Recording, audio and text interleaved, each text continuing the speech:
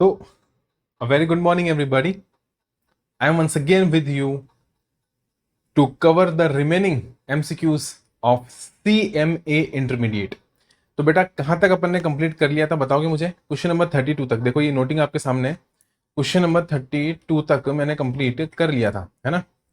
हाँ sir, question number 32 तक कर लिया था और मैंने आपको बोला था क्वेश्चन नंबर 33 के अंदर मैं क्या बताऊंगा, एक गलती बताऊंगा कि साहब क्या गड़बड़ है, और क्वेश्चन नंबर 33 से फिर अपन आगे चलेंगे। ठीक है, आई होप बेटा आपने पिछला लेक्चर बहुत अच्छे से देखा है। ये एमसीक्यूज बहुत इंपॉर्टेंट है बेटा, और इन्हीं के थ्रू अपन रिविजन करके भी चल रहे हैं। ठीक है, तो अपना रिविजन भी होता जाएगा धीरे धीरे करके, और क्वेश्चंस भी अपन कवर करते जाएंगे। तो बेटा ये रिवीजन बाय क्वेश्चंस हो जाएगा। क्या हो जाएगा? Revision by questions, rather than कि अपन बेटा एक चैप्टर लेके बैठे हैं फिर उसके सारे के सारे कॉन्सेप्ट देखें तो बोर हो जाओगे, आप भी बोर हो जाओगे बेटा। यहाँ पर क्या ब्रेन स्टॉर्मिंग रहता है साहब, एक क्वेश्चन कोई से चैप्टर से, दूसरा क्वेश्चन कोई से चैप्टर से, फिर तीसरा क्वेश्चन किसी और चैप्टर से। तो क्या होता है कि थोड़ा दिमाग लगता है साहब, इधर उधर घूमने की कोशिश करता है, अलग अलग सेक्शंस बीच बीच में अपन डिस्कस करते हैं, तो ऐसे करके अलग अलग ही मजा आता है ना। चलो क्वेश्चन नंबर 33 देखते हैं, लेकिन क्वेश्चन नंबर 33 देखने से पहले मैं इसकी ये जो बेटा नोटिंग है ये हटा देता हूं, ये जो मार्किंग करके हटा देता हूं। आ जाओ बेटा, what is the time of supply of service? क्या बोला? What is the time of supply of service if the invoice is not issued within 30 days, not issued within 30 days from the date of provision of service. बेटा एक minute वापस आओ, किस पर आओ? Question number 32 पे एक बार वापस आओ। ठीक है, जहां अपन ने छोड़ा था वहां से मैं एक बार वापस कनेक्ट करना चाहता हूं। बेटा अपन ने क्वेश्चन नंबर 32 में क्या देखा था कि invoice is issued within 30 days। ठीक है बेटा, होता क्या है, क्वेश्चन नंबर जब अपन जाएंगे ना सेक्शन नंबर 31 में, या मैंने किसका रेफरेंस दिया था? देखो सेक्शन नंबर 31 का रेफरेंस दिया था। हाँ सर दिया था। तो बेटा जो सेक्शन 31 है, क्या बोला मैंने? जो सेक्शन नंबर 31 है ना बेटा, मेरी बात को ध्यान से सुनना। ये सेक्शन नंबर 31 बेटा अलग अलग पार्ट्स में डिवाइड होता है, अलग अलग पार्ट्स में डिवाइड होता है। ओके, है सर्विस का, है किसका? इनवॉइस, इनवॉइस का सेक्शन है। लेकिन मैं इनवॉइस में किसकी बात करूं बेटा? इनवॉइस में देखो गुड्स भी है और इनवॉइस में सर्विस भी है। क्या बोला? इनवॉइस में गुड्स भी है, इनवॉइस में सर्विस भी है। बात तो सही है सर, लेकिन सर्विस में जब अपन ये देखते हैं, किसके केस में? ये देखो सर्विस का केस है ना। सर्विस में जब अपन ये देखते हैं कि इनवॉइस इशू कब करना है, इनवॉइस इशू कब करना है, तो बेटा उसके लिए अपन को जाना पड़ता है रूल नंबर 47 में। कहां जाना पड़ता है बोलो? रूल नंबर 47 में।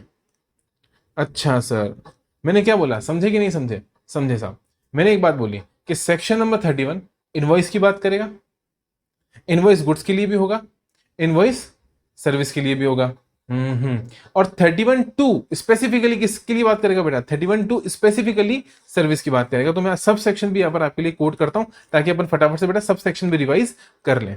तो बेटा section number 31 sub section number 2, क्या बोला? Section number 31 sub section number 2 service की बात करेगा। और सब सेक्शन नंबर 2 आपको कहां भेजेगा बेटा? सब सेक्शन नंबर 2 आपको भेजेगा कहां पर? रूल 47 के अंदर, रूल 47 के अंदर। बेटा वहां पर दो बातें निकल कर आएगी। कितनी? दो, कि invoice is issued within time और invoice is not issued within time. क्या बोलेंगे? Invoice is issued within time, और विद इन टाइम क्या बेटा? विद इन 30 days है। वो विद इन टाइम में टाइम क्या है? वो टाइम है 30 days। तो invoice is issued within 30 days। Okay, और दूसरा invoice is not issued within 30 days। तो एक मिनट आप इसको हटा दो, ये पार्ट मैं आपको बाद में समझाता हूं क्या था। लेकिन यहां पर क्या लिखेंगे कि इनवॉइस इज, आपको दिख रहा है? हाँ सर दिख रहा है। इनवॉइस इज नॉट इशूड, पहले मैंने क्या बोला? Invoice is issued. अब मैं क्या बोल रहा हूं? Invoice is not issued within 30 days। मतलब 30 days के अंदर इनवॉइस इशू नहीं हुआ। वहां पर दो लिमिट्स दे रखी बेटा। उसने बोला अगर 30 days के अंदर इनवॉइस इशू हो जाता है तो, और 30 days के अंदर अगर इनवॉइस इशू नहीं होता है तो। सब सेक्शन 2 इस बारे में क्या बोलता है? सब सेक्शन 2 इस बारे में बोलता है कि साहब अगर वो 30 दिन में इशू हो जाता है, 30 दिन के अंदर इशू हो जाता है तो टाइम पर इशू हो गया, तो उसकी डेट ले लो और पेमेंट की डेट ले लो। क्या बोला? उसकी डेट ले लो और पेमेंट की डेट ले लो, विच एवर इज अर्लियर। यानी बेटा क्या हो जाएगा? इनवॉइस क्योंकि टाइम पर इशूड है तो इनवॉइस की डेट, सर बीच में जगह ही नहीं बचेगी। किसकी डेट? Date of invoice. हाँ सर डेट ऑफ इनवॉइस, और date of payment. Date of payment तो अपन लेते ही हैं क्योंकि बेटा उसकी तो एंट्री होनी है, किसी ना किसी का खर्चा है, इनकम टैक्स में बेनिफिट लेगा तो एंट्री करेगा ही करेगा। तो डेट ऑफ पेमेंट, इसको मैं क्या बोल दूंगा बेटा? Which ever is earlier, which ever is earlier. यहां तो बड़ा सिंपल था, यहां कोई डिफिकल्टी नहीं थी साहब। सीधी बात थी। लेकिन अब मैं क्या बोल रहा हूं, अब मैं बोल रहा हूं बेटा कि अगर नॉट मतलब with in the time issue नहीं हुआ है साहब, क्या बोला मैंने, if not issued within 30 days, अगर 30 दिन के अंदर इनवॉइस इशू नहीं हुआ तो गवर्नमेंट कहती है साहब फिर हम आपके इनवॉइस के भरोसे नहीं बैठेंगे, फिर हम आपके इनवॉइस के भरोसे नहीं बैठेंगे साहब, फिर तो हम पहले ही आपका क्या निकाल देंगे, बोलो, पहले ही आपका क्या निकाल देंगे, टाइम ऑफ सप्लाई निकाल देंगे। क्या बात करो सर, हाँ पहले ही आपका टाइम ऑफ सप्लाई निकाल देंगे और वही आपके क्वेश्चन में बेटा आपको मिलेगा। देखो हम बोलेंगे साहब कि सर्विस तो कंप्लीट हुई ना, बोलो सर्विस तो कंप्लीट हुई है, तो वहां बोल दिया date of provision of service और date of payment whichever is earlier. Date of provision, क्या बोला, प्रोविजन ऑफ सर्विस, मतलब बेटा जिस वक्त आपकी सर्विस पूरी हो गई या जो सर्विस की डेट है, okay, PRO provision of service, SERVICE। देखो बेटा जगह नहीं बची यहाँ पर, हाँ सर जगह तो नहीं बची, और date of payment whichever is earlier, तो इसके साथ लिंक कर दूं, हाँ सर इसके साथ ऐसे लिंक कर दो, ये और ये विच एवर इज अर्लियर, ठीक है, जगह नहीं बची बेटा इसलिए, ठीक है। ये समझा कि नहीं समझा, बोलो, ये समझा कि नहीं समझा, मैंने सिंपल सी बात बोली बेटा, अगर with in the time issue हो जाता है तो दिक्कत ही नहीं। एक काम करो मैं आपको बेयर लॉ से दिखाता हूँ बेटा, आई विल ट्राई कि मैं आपको इसको बेयर लॉ से 31(2) एक बार दिखा सकूं, तो आपकी और ज्यादा क्लैरिटी यहां पर बने। तो अपन 31(2) पे चलने की कोशिश करते हैं साहब। 31(2) आएगा कहां पर, अभी अपन कहां पर है, अभी अपन है बेटा यहां पर, तो अपन चलते हैं 31(2) पर। बट बेटा ये तो IGST एक्ट है, अपन को कहाँ चलना है, CGST एक्ट के अंदर है ना, तो we will move on to something to be known as CGST act. और बेटा CGST एक्ट का एक मिनट मुझे सेक्शन बता दो कहां पर अपन चल रहे हैं, 16, अपन को जाना है 13, तो बेटा अभी पहुंचते हैं 1 सेकंड के अंदर, डोंट वरी। ये आ गया बेटा time and value of supply, क्योंकि जो एक्ट है बेटा उसमें चैप्टर नंबर 4 है, दोनों एक साथ पढ़ते हैं अपन, जो बुक में पढ़ते हैं अपनी बुक में, इंस्टीट्यूट की बुक में दोनों चैप्टर अलग अलग होते हैं, 12, 13, 14 टाइम में आता है और सेक्शन नंबर 15 वैल्यू में आता है। हाँ सर ठीक है, अपन को क्या देखना है बेटा, time of supply of goods तो देखना ही नहीं है, अपन को देखना है time of supply of service. पढ़ो बेटा क्या देखा है, time of supply of service, और time of supply of service का बेटा कौन सा, सबसेक्शन 2। तो the time of supply of service shall be earliest, क्या बोला, shall be earliest whichever is earlier of the following dates, namely the date of issue of invoice. देखो if the invoice is issued within the time period prescribed under section 31 और the date of receipt of payment whichever is earlier. जो 31 में prescribed है बेटा, जो section 31 में prescribed है, और मैंने यही तो बोला कि जब आप 31 में प्रिस्क्राइब्ड टाइम के लिए जाओगे, अब देखो यहां पर बेटा सब सेक्शन नंबर 2 काट दिया, ये अमेंडमेंट आ गया, ये देखो omitted wide CGST amendment act, बेटा इसे CGST अमेंडमेंट एक्ट के थ्रू क्या कर दिया, पढ़ो इन शब्दों को ओमिट कर दिया। सर क्यों कर दिया, उसके लिए अभी मैं आपको जाके दिखाऊंगा वहां पर क्यों कर दिया, don't worry about that. But अभी आप क्या समझोगे, अभी आप समझोगे साहब कि subsection number 2 of section number 31 के अंदर, या फिर date of receipt of payment whichever is earlier. अब बेटा सेक्शन 31 सब सेक्शन नंबर 2 के इसकी बात डायरेक्टली बोलता नहीं है, वो आपको रूल नंबर 47 में भेजता है। कहां भेजता है, रूल नंबर 47 में, इसलिए इन्होंने सिर्फ क्या लिखकर छोड़ दिया, सेक्शन 31 लिखकर छोड़ दिया। अभी वहां पर भी दिखाऊंगा मैं आपको, पहले मैं आपको टाइम ऑफ सप्लाई पढ़ा रहा हूं। और दूसरा क्या बोला कि सर इफ नॉट इशूड, ये अपना डायग्राम था, अपने डायग्राम ये बनाया था, if issued within time period, तो बेटा इनवॉइस की डेट और पेमेंट की date whichever is earlier. यहां पर भी तो ये देखो इनवॉइस की डेट, सर बताओ कहां पर था, ये देखो इनवॉइस की डेट, हाँ सर, और पेमेंट की date whichever is earlier, हाँ सर, ये अपन डायरेक्ट लॉ से रिवाइज कर रहे हैं। और दूसरा क्या बेटा, date of provision of service, if invoice is not issued, अगर इनवॉइस इशू टाइम पे नहीं होता है साहब, तो फिर तो क्या पकड़ेंगे बेटा, इधर आओ, वही तो मैंने बोला ना, प्रोविजन ऑफ सर्विस और date of receipt of payment whichever is earlier. वहां पर भी यही था बेटा, रिसिप्ट ऑफ पेमेंट की बात हो रही थी है ना, तो जो भी डेट ऑफ पेमेंट है, मतलब जिस तारीख को पेमेंट मेरे पास में आ रहा है वो, या फिर date of provision of service, यहां पर मैं डेट ऑफ प्रोविजन पकड़ लूंगा, क्यों, क्योंकि invoice with in the time period आपकी इशू नहीं हुई है तो गवर्नमेंट इंतजार नहीं करेगी। और टाइम पीरियड कहां दे रखा है बेटा, वो रूल नंबर 31 के 2 में दे रखा है, और रूल नंबर 31 का 2 अपन को रूल 47 पे रेफर करता है।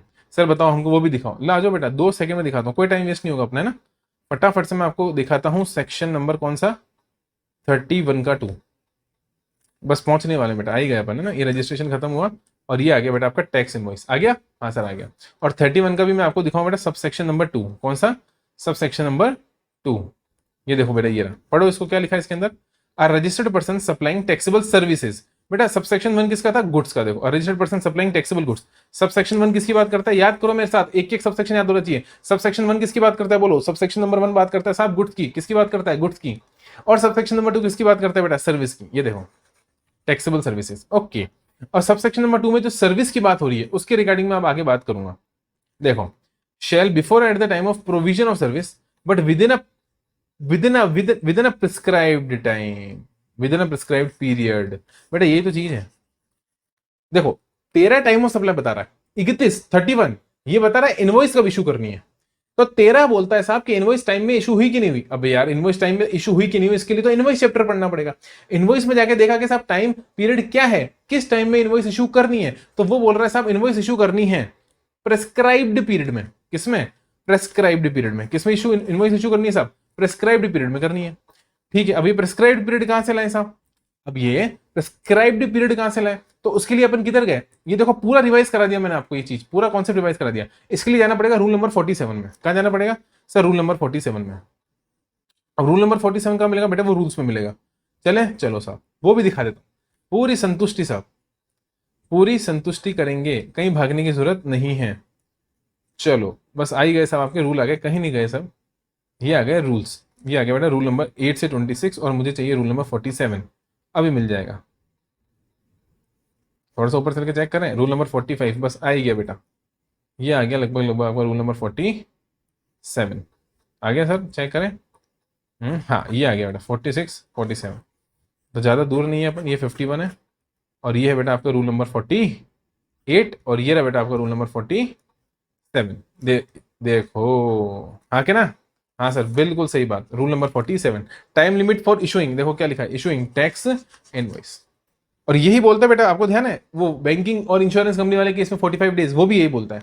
तो देखो क्या लिखा है, the invoice referred to in rule number 46 in the case of taxable supply of services. देखा, सर्विस के केस में बेटा within a period of 30 days from the date of supply of service. समझे कि नहीं समझे? अब तो बेटा साफ साफ दिख रहा होगा, 30 दिन के अंदर इशू करनी है। तो हमने ये तो बोला 30 दिन के अंदर इशू हुई तो, 30 दिन के अंदर इशू नहीं हुई तो नहीं हुई। तो बेटा डेट ऑफ प्रोविजन और date of payment whichever is earlier पकड़ेंगे, और अगर हो गई तो बेटा फिर तो दिक्कत ही नहीं है, डेट ऑफ इनवॉइस और date of payment whichever is earlier पकड़ेंगे। और उसके बाद बेटा ये भी देख लो कि अगर इंश्योरेंस कंपनी है, अगर फाइनेंशियल इंस्टीट्यूशन है including non banking financial company है, या फिर क्या है बोलो, या फिर है बेटा आपके पास में नॉन बैंकिंग फाइनेंशियल कंपनी यानी एनबीएफसी और फाइनेंशियल इंस्टीट्यूशन है, या कोई इंश्योरेंस कंपनी है, क्या बोला, या फिर कोई इंश्योरेंस कंपनी है, तो बेटा उस केस के अंदर आपका क्या होता है 45 डेज। देखो उस केस में कितना होता है बेटा 45 डेज का प्रोविजन यहां पर होता है, यानी सर्विस देने के 45 दिन के अंदर अंदर आप क्या कर सकते हो बेटा, इनवॉइस इशू करके चल सकते हो। ठीक है, यहां तक कोई दिक्कत हो तो बताओ? नहीं सर यहां तक कोई दिक्कत नहीं है। अब बेटा आगे देखें। हाँ सर आगे देखो, आगे क्या देखते हैं अपन? आगे देखते हैं साहब कि अपने क्वेश्चन में क्या था। यहां तक कोई किसी को प्रॉब्लम नहीं है साहब, डिस्कस हो गई अपनी बात। और मैंने आपको तीनों चीजें रेफर करवा दी, कहां से बेटा? बेयर लॉ से। और ये डायग्राम अब आपको क्रिस्टल क्लियर हो गया होगा, फटाफट से इस डायग्राम को अपनी कॉपी में बना लो। ठीक है, तो यहां आंसर क्या होना चाहिए? देखो मैंने इसलिए दिखाया साहब क्योंकि इस क्वेश्चन में गलती थी, इसलिए मैंने आपको पूरा बेयर लॉ चेक करवाया कि साहब लॉ में क्या लिखा हुआ है, क्योंकि लॉ से ऊपर बेटा कुछ भी नहीं है ना। हाँ सर बात तो सही है। तो अब ध्यान से देखो, what is the time of supply of service if the invoice is not issued. अभी अभी देख कर आए क्या साहब, date of provision of service और date of payment whichever is earlier. तो date of issue of invoice तो यहाँ मैटर ही नहीं करेगा। हाँ सर, तो क्या होगा, date on which the supplier receives the payment, हाँ, और date of provision of service. हाँ, सप्लायर रिसीव्स द पेमेंट मतलब रिसिप्ट की डेट, और provision of service whichever is earlier. लेकिन बेटा यहाँ ऑप्शन कौन सा है, अर्लियर ऑफ ए और बी, जबकि ऑप्शन क्या होना चाहिए था। अब आप लोग खुद जानते हो कि गलती क्या है साहब, आप लोग खुद इंस्टीट्यूट को मेल करके बोल सकते हो कि सर ये गलती है, इसको सही करो। और ये बेटा मेल मैंने ऑलरेडी भेज दिया, जितनी भी गड़बड़ थी उसके रिस्पेक्ट में, जितनी भी गलतियां थी उन गलतियों के रिस्पेक्ट में, उन करेक्शंस जहां जहां रिक्वायर्ड थे उसके रिस्पेक्ट में ऑलरेडी मैं मेल कर चुका हूं। तो बहुत ही जल्द आपके साथ एमसीक्यूज रिवाइज होकर आ जाएंगे, जो भी गलतियां वो दूर हो जाएंगी। फिलहाल के लिए आप जानते हो बेटा इसके अंदर क्या होना चाहिए था, यहां पर ऑप्शन होना चाहिए था करेक्शन, और करेक्शन होकर क्या होना चाहिए था ये बताएंगे सारे बच्चे। सर यह होना चाहिए था सी, मतलब बी और सी। ठीक है, तो यहां आप क्या कर सकते हो सी, कि earlier of C and B, मतलब प्रोविजन ऑफ सर्विस और payment whichever is earlier. ठीक है, तो बेटा अच्छा खासा टाइम अपन ने इस पे लगाया, और इसको यहाँ पर अपन ने समझा, लगभग लगभग 15 मिनट बेटा अपन ने इसको यहाँ पर समझने में लगा दिए बेयर लॉ से देखकर। अब थोड़ी स्पीड पकड़ेंगे बेटा और फटाफट आगे चलेंगे। ठीक है, हाँ सर, क्वेश्चन नंबर 34 अगला आ रहा है बेटा आपके पास में। What is the time of supply of service in case of reverse charge mechanism. बेटा देखो वापस से वो उसी सेक्शन की बात कर रहा है, सेक्शन नंबर 13 की। अभी भी टाइम ऑफ सप्लाई की ही बात कर रहा है, सर्विस की ही बात कर रहा है, लेकिन इस बार बेटा फॉरवर्ड चार्ज में ना कर रिवर्स चार्ज में कर रहा है। अब रिवर्स चार्ज में बेटा इनवॉइस की इंपॉर्टेंस होती ही नहीं है, सप्लायर के इनवॉइस की इंपॉर्टेंस नहीं होती है, तो अपन उसकी इनवॉइस नहीं देखते हैं। आरसीएम की बात होती है तो अपन देखते हैं सब आरसीएम में क्या देख सकते हैं, गुड्स के केस में क्या देखते हैं, डेट ऑफ रिसिप्ट। गुड्स के केस में अगर आरसीएम लगता है, सेक्शन नंबर 12 की बात कर रहा हूं, तो क्या देखते हैं बेटा, date of receipt, date of payment और 31st डे। हाँ, वहां डेट ऑफ रिसिप्ट देखते हैं, क्योंकि बेटा गुड्स रिसीव होता है, टेंजिबल आइटम है, तो उसे ट्रेस किया जा सकता है, उसे देखा जा सकता है कि हाँ देखो डिलीवरी हो गई, गुड्स रिसीव हो गया। लेकिन बेटा सर्विस इनटेंजिबल है, क्या है, इनटेंजिबल। आप टच करके नहीं देख सकते, आप ये नहीं देख सकते कि साहब कब कंप्लीट हुई, क्योंकि एक कंटिन्यूस पीरियड होता है बेटा जिसमें सर्विस दी जाती है और उसके बाद वो कंप्लीट होती है। तो we can not mention out, जैसे फॉर एग्जांपल मैंने आपको बेटा पढ़ाया, अब पढ़ाने के बाद भी बेटा हो सकता है आपकी क्वेरीज आती हो, हाँ सर क्वेरीज आती है, बेटा वो क्वेरीज सॉल्व करना भी तो सर्विस ही है। तो it is not that easy पकड़ना कि साहब सर्विस कब जाकर कंप्लीट हुई। तो बेटा अपने क्वेश्चन के अगर अपन ऑप्शन चेक करें तो अपने क्वेश्चन में क्या दे रखा है, देखो अपने क्वेश्चन में दे रखा है date on which payment is made to the supplier और date immediately following 60 days from the date of issue of invoice. वही हो गया ना बेटा, इमीडिएटली फॉलोइंग यानी 61st day, whichever is earlier. तो बेटा ए और बी का अर्लियर यानी option number D is the correct option. बोलो हाँ के ना। और ऊपर मैंने क्या बताया था, करेक्शन बताया था, तो बेटा करेक्शन होने के बाद आपका डी ऑप्शन करेक्ट हो गया था। ओके सर, अब आगे चले। हाँ सर आगे चलो, ये भी अपन ने बेयर लॉ से रेफर कर लिया। What is the time of supply of service where services are received from an associated enterprise located outside India. बेटा ये आपको अच्छे से पता होना चाहिए, ये भी सर्विस का ही केस है, और सर्विस के केस के अंदर फिर से सेक्शन नंबर कौन सा लगेगा, बोलो बोलो बोलो, फिर से बेटा सेक्शन नंबर 13 ही लगेगा। और यहाँ पर बेटा एसोसिएटेड एंटरप्राइज हो रही है 97A वाली, कौन सी वाली, 97A। और 97A में बेटा आपके पास में एसोसिएटेड एंटरप्राइज होती है इनकम टैक्स में, ये इनकम टैक्स वाले एसोसिएटेड एंटरप्राइज की बात हो रही है बेटा, यानी इनकम टैक्स एक्ट के सेक्शन नंबर 97 कैपिटल ए की मैं यहां पर बात कर चल रहा हूं। और बेटा ये होता है आपके, वो याद करो, एसोसिएटेड एंटरप्राइज। ये वही एसोसिएटेड एंटरप्राइज बेटा जो इंटरनेशनल टैक्सेशन में आता है। कहां आता है, इंटरनेशनल टैक्सेशन के अंदर जो 97A आता है, ये वो वाला एसोसिएटेड एंटरप्राइज है। अच्छा sir, okay, A for associated enterprise याद करते ना, इनकम टैक्स के अंदर 97A फॉर एसोसिएटेड एंटरप्राइजेस, फिर 97B भी होता है। हाँ सर, फिलहाल अपन इनकम टैक्स नहीं पढ़ रहे बेटा, क्या पढ़ रहे हैं बोलो, जीएसटी। तो यही रहना है, वहां के सेक्शंस में नहीं जाना है। यहाँ के सेक्शंस की बात करेंगे तो यहाँ के सेक्शन में क्या बोल रखा है साहब, कि क्योंकि देखो इंटरनेशनल ट्रांजेक्शन है, तो कहीं ना कहीं बेटा क्या होगा, इंटरनेशनल ट्रांजेक्शन के हिसाब से आपको इनकम टैक्स के हिसाब से बुक्स में एंट्री तो करनी पड़ेगी। तो यहाँ पर जीएसटी वालों ने उसी चीज को पकड़ लिया, और उसी चीज को पकड़ के क्या बोला साहब, कि एंट्री तो तुम करोगे ही करोगे, तो एक काम करो फिर, डेट ऑफ एंट्री और date of payment whichever is earlier. Payment तो कहीं ना कहीं बेटा मुद्दा बनेगा ही बनेगा टाइम ऑफ सप्लाई का, क्योंकि पेमेंट एक ऐसी चीज है जो बेटा जाएगा ही जाएगा, फ्री में कोई, there is no free lunch in this world, free में कोई काम नहीं करता। और फ्री में आप 60 गार्ड दिखा के बेटा ऊपर से अगर पेमेंट देने की कोशिश करोगे तो वो तो बेटा फिर पूरा फर्जी काम हो गया। मैं ब्लैक मनी की बात नहीं कर रहा हूं बेटा, यहाँ पर जीएसटी में व्हाइट मनी की बात कर रहा हूं, है ना, लीगल ट्रांजेक्शन की बात कर रहा हूं, इलीगल ट्रांजेक्शन की बात नहीं कर रहा हूं। मैं लीगल सप्लाई का टाइम ऑफ सप्लाई निकाल रहा हूं, किसका, लीगल ट्रांजेक्शन का टाइम ऑफ सप्लाई निकाल रहा हूं, ना कि इलीगल का। तो कहीं ना कहीं अपन ये मान के चलेंगे साहब पेमेंट तो हो रहा है, और पेमेंट होगा तो पेमेंट बेस बनेगा किसका, टाइम ऑफ सप्लाई का। तो यहां पर भी वही चीज आएगी बेटा, date of entry of services, क्या बोला, date of entry, date of entry of services in the books of accounts of the recipient of service, और date of payment whichever is earlier, यानी ऑप्शन नंबर सी बेटा is the correct option. ध्यान रखना, ये entry और payment, तो यहाँ पर ऑप्शन कौन सा करेक्ट हो जाएगा मेरे मालिक, यहाँ पर ऑप्शन हो जाएगा ऑप्शन नंबर सी करेक्ट हो जाएगा। पक्का पक्का सर, आगे चले सर, आगे चलो। तो बेटा यहाँ तक आपको कोई भी एज सच प्रॉब्लम नहीं होगी, बिल्कुल सिंपल सा मामला चल रहा है। टाइम ऑफ सप्लाई अपन ने लगभग बेटा लपेट लिया, पूरा का पूरा लपेट लिया। रिवर्स चार्ज में भी बेटा बेयर लॉ से रेफर करके समझ लिया अपन ने। उसके बाद में एसोसिएटेड एंटरप्राइज वाला भी मैंने आपको समझा दिया इनकम टैक्स के प्रोविजन के हिसाब से। और 33 के अंदर क्योंकि not issued within time था वो भी देख लिया, और जो पिछली क्लास में करके आए थे इशूड विद इन टाइम, यानी issued within 30 days, not issued within 30 days, दोनों केस अपन ने यहाँ पर कर लिए। डायग्राम भी बना लिया, रूल नंबर 47 भी देख लिया। आई होप अब आप बेटा अगर time of supply of service से क्वेश्चन आता है तो आप गलत कर नहीं आएंगे, ठीक है। हाँ सर, आगे चलो आगे चलो। Value of supply under section number 15 is, बेटा section number 15 sub section number 1 अगर आप पढ़ोगे, क्या बोला मैंने, section number 15 sub section number 1 अगर आप देखोगे तो वहां लिखा हुआ बेटा transaction value, assessable value is equals to transaction value. क्या लिखा हुआ है, assessable value is equals to transaction value. मतलब वो वैल्यू जो एसेस की जाएगी, जिस पे जीएसटी लगाया जाएगा, वो कौन सी वैल्यू होगी सर, ट्रांजेक्शन वैल्यू होगी। फिर हमने बोला साहब ट्रांजेक्शन वैल्यू क्या होगी, फिर हमने बोला ट्रांजेक्शन वैल्यू क्या होगी, तो बोला ट्रांजेक्शन वैल्यू बेटा is the price actually paid और पेएबल। क्या बोला, प्राइस एक्चुअली पेड और पेएबल। मतलब बेटा ये वो प्राइस होगा जो पेड और पेएबल होगा। Okay sir. और बेटा पेड और पेएबल तब जब दो कंडीशन, जब बायर एंड सेलर यानी सप्लायर और recipient are not related person, मतलब वो आपस में रिलेटेड पर्सन नहीं होने चाहिए, और दूसरा बेटा प्राइस ही सोल कंसिडरेशन होना चाहिए, साथ में और कोई चीज ना आ रही हो। तो अगर ये दोनों कंडीशन फुलफिल होती है, मतलब और है बेटा, और मतलब पहली भी होनी चाहिए दूसरी भी, दोनों में से अगर एक भी कंडीशन फुलफिल नहीं हुई तो प्रॉब्लम हो जाएगी। यानी क्या बोला बोला साहब कि बायर सेलर रिलेटेड पर्सन नहीं होने चाहिए और प्राइस ही सोल कंसिडरेशन होना चाहिए। ओके कि नहीं? ओके सर, बिल्कुल ओके। कोई दिक्कत है साहब? कोई दिक्कत नहीं है। और बेटा वही बेस बनेगा, किसका बेस बनेगा? सेक्शन नंबर 15 के अपनी यहां पर जो क्वेश्चन पूछा उसका, और वहां पर भी बेटा ये दे रखा है कि वैल्यू ऑफ सप्लाई यानी असेसेबल वैल्यू क्या होती है, तो बेटा वो होती है ट्रांजेक्शन वैल्यू। हालांकि जवाब बहुत स्ट्रेट फॉरवर्ड था बेटा, क्या होती है? ट्रांजेक्शन वैल्यू होती है, लेकिन मैंने सोचा थोड़ा आपको याद करा दूं, सबसेक्शन 1 रिवाइज करा दूं। तो सबसेक्शन 1 रिवाइज कराया, क्या बोला? Assessable value is equals to transaction value. Transaction value क्या होती है बेटा? प्राइस एक्चुअली पेड और पेएबल, और प्राइस एक्चुअली पेड और payable when the buyer and the seller, when the buyer and the seller are not the related persons and the price is the sole consideration. Okay sir. अगला question आ रहा है बेटा, the value of supply should include, value of supply में क्या include होता है बेटा? ये सबसेक्शन 2 पर आ गया। सेक्शन नंबर 15 की यहां पर इसने सबसेक्शन नंबर 1 की बात करी, कहां पर? यहां पर इसने सबसेक्शन नंबर 1 की बात करी, अरे बाप रे, हाँ। और यहां पर बेटा ये सबसेक्शन नंबर 2 की बात कर रहा है। और 2 के लिए बेटा अपनी मेमोरी टेक्निक होती है, बहुत ही पुरानी और बहुत ही फेमस और बहुत ही शानदार मेमोरी टेक्निक होती है, ओटिस आईडी। क्या होती है? Otis ID. ओके।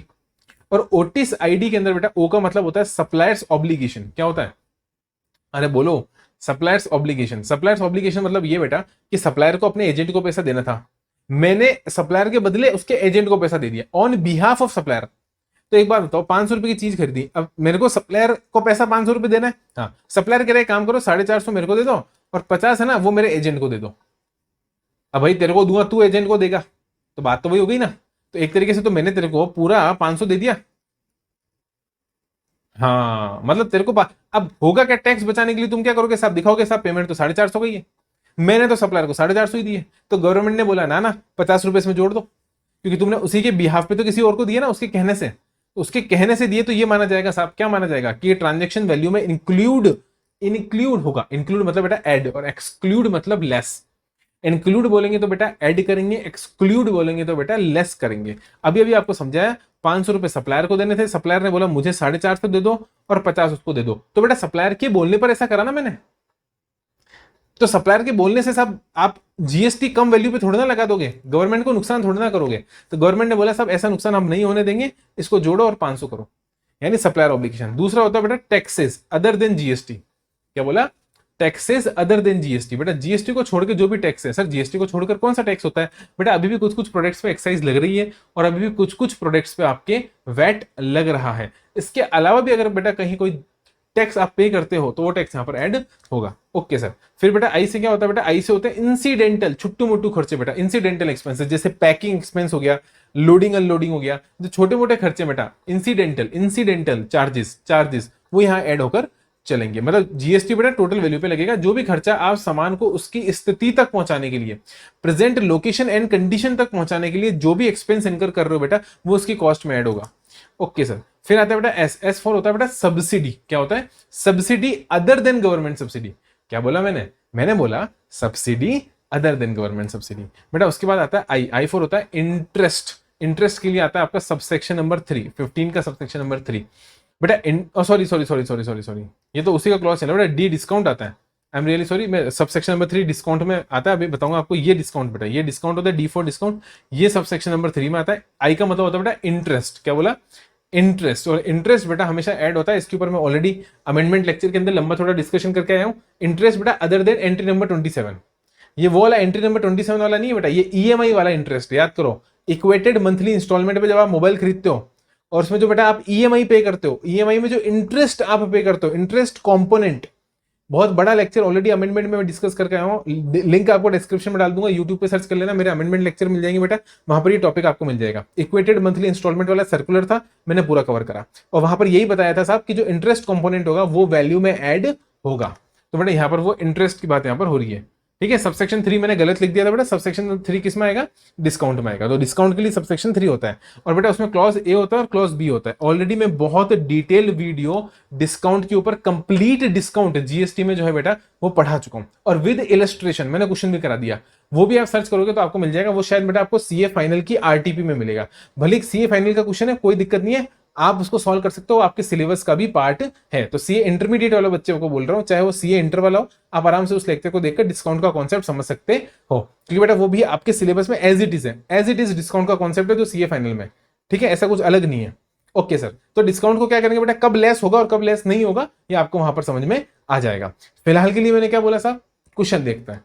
फिलहाल के लिए मैंने आपको सेक्शन नंबर 15 सबसेक्शन नंबर 2 यानी बेटा ये इंक्लूड वर्ड समझा दिया कि क्या इंक्लूड होगा और क्या एक्सक्लूड, मतलब क्या लेस करना है, मतलब डिस्काउंट लेस करना है कि नहीं करना है, और करना है तो कब करना है, कब डिस्काउंट लेस होगा कब लेस नहीं होगा, यानी एक्सक्लूड, डी एक्सक्लूड का काम कर रहा है। बाकी ओ टी आई एस और आई ये इंक्लूड का काम कर रहे हैं। तो इंक्लूड वर्ड जो है बेटा मैंने यहां पर आपको डिटेल में समझा दिया। बोलो समझे में आया कि नहीं आया, समझ में आ गया। अब क्वेश्चन पढ़े। हाँ सर, तो वैल्यू ऑफ सप्लाई में बेटा क्या इंक्लूड होता है, एनी नॉन जीएसटी टैक्सेस, मतलब अदर देन जीएसटी। आ गया, हाँ सर आ गया, अदर देन जीएसटी। क्या बोला बेटा, अदर देन जीएसटी। इंटरेस्ट आएगा, लेट फी आएगी, डीले, अरे सर बिल्कुल आएगा, बिल्कुल आएगा, बिल्कुल आएगा।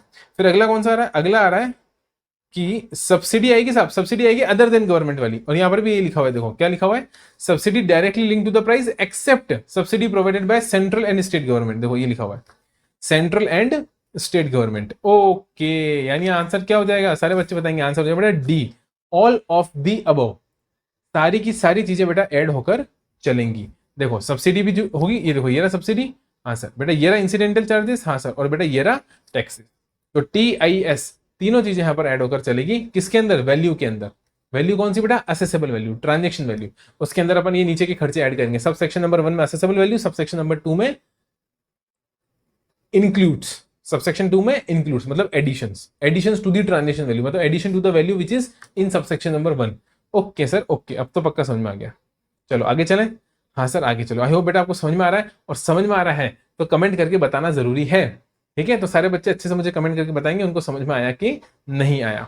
विच of the following shall not be included in value, बेटा इनमें से कौन सा इंक्लूड नहीं होगा वैल्यू में। मैंने अभी अभी आपको बताया बेटा जीएसटी कभी भी इंक्लूड नहीं होता, इंटरेस्ट भी इंक्लूड होगा, लेट फी भी इंक्लूड होगी, और कमीशन भी इंक्लूड होगा। ये सब इंसिडेंटल, जैसे लेट फी है बेटा, लेट फी क्या है, एक तरीके का चार्ज ही है ना, जो आप चार्ज कर रहे हो, तो वो भी एक तरीके का इंसिडेंटल चार्ज ही है। अब इंसिडेंटल ना बोलकर लेट फी है तो ठीक है, but still it is includable, क्योंकि लेट फी बोलो चाहे इंटरेस्ट बोलो बेटा, किसी भी नाम से उसको बोला हुआ, what ever name cold, what ever name cold, it will be included in the value, it will be included in the value. बेटा वैल्यू में तो वो इंक्लूड होगा ही होगा। आगे चलें सर। हाँ सर, तो यहां पर आंसर क्या हो गया बेटा, आंसर हो गया जीएसटी। ये वो चीजें बेटा जो इंक्लूड नहीं की जाएगी। अदर देन जीएसटी अगर टैक्सेस हैं तो वो टैक्सेस इंक्लूड किए जाएंगे। अगला क्वेश्चन है बेटा क्वेश्चन नंबर 39। क्वेश्चन नंबर 39 क्या बोल रहा है, when can the transaction value be rejected for computation of value of supply. बेटा ये फिर से 15(1) से पूछा है इसने, फिर से यहाँ पर क्वेश्चन नंबर 15 सबसेक्शन नंबर 1 से आपसे क्वेश्चन पूछ के चल रहा है, और बोल रहा है कि क्या बोल रहा है, बोल रहा है कि कब आपकी वैल्यू रिजेक्ट करी जा सकती है, मतलब आपकी बताई हुई वैल्यू कब रिजेक्ट हो जाएगी साहब। प्राइस एक्चुअली पेड और पेएबल कब रिजेक्ट हो जाएगा, असेसेबल वैल्यू कब उसको नहीं मानेंगे।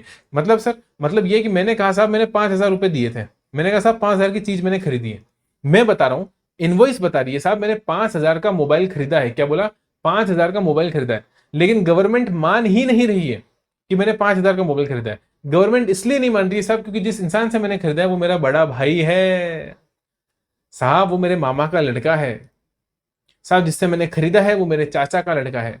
रिलेटेड, कहीं ना कहीं बेटा वो क्या है, रिलेटेड पर्सन है। ठीक है, हाँ sir, brother sister, brother sister related, अगर वो आप पे होली मेनली डिपेंडेंट है तो ये रिलेटेड हो पाते हैं। कहने का मतलब है साहब कि कहीं ना कहीं रिलेटेड पर्सन, जो एक्सप्लेनेशन टू सेक्शन 15 में दे रखा है, रिलेटेड पर्सन बोलो कहां दे रखा है बेटा, रिलेटेड पर्सन दे रखा है एक्सप्लेनेशन टू सेक्शन 15। ओके, और फैमिली कहां दे रखा है, क्लॉज 247। फैमिली कहां दे रखा है बेटा, सेक्शन नंबर 2 क्लॉज 47 में फैमिली दे रखा है।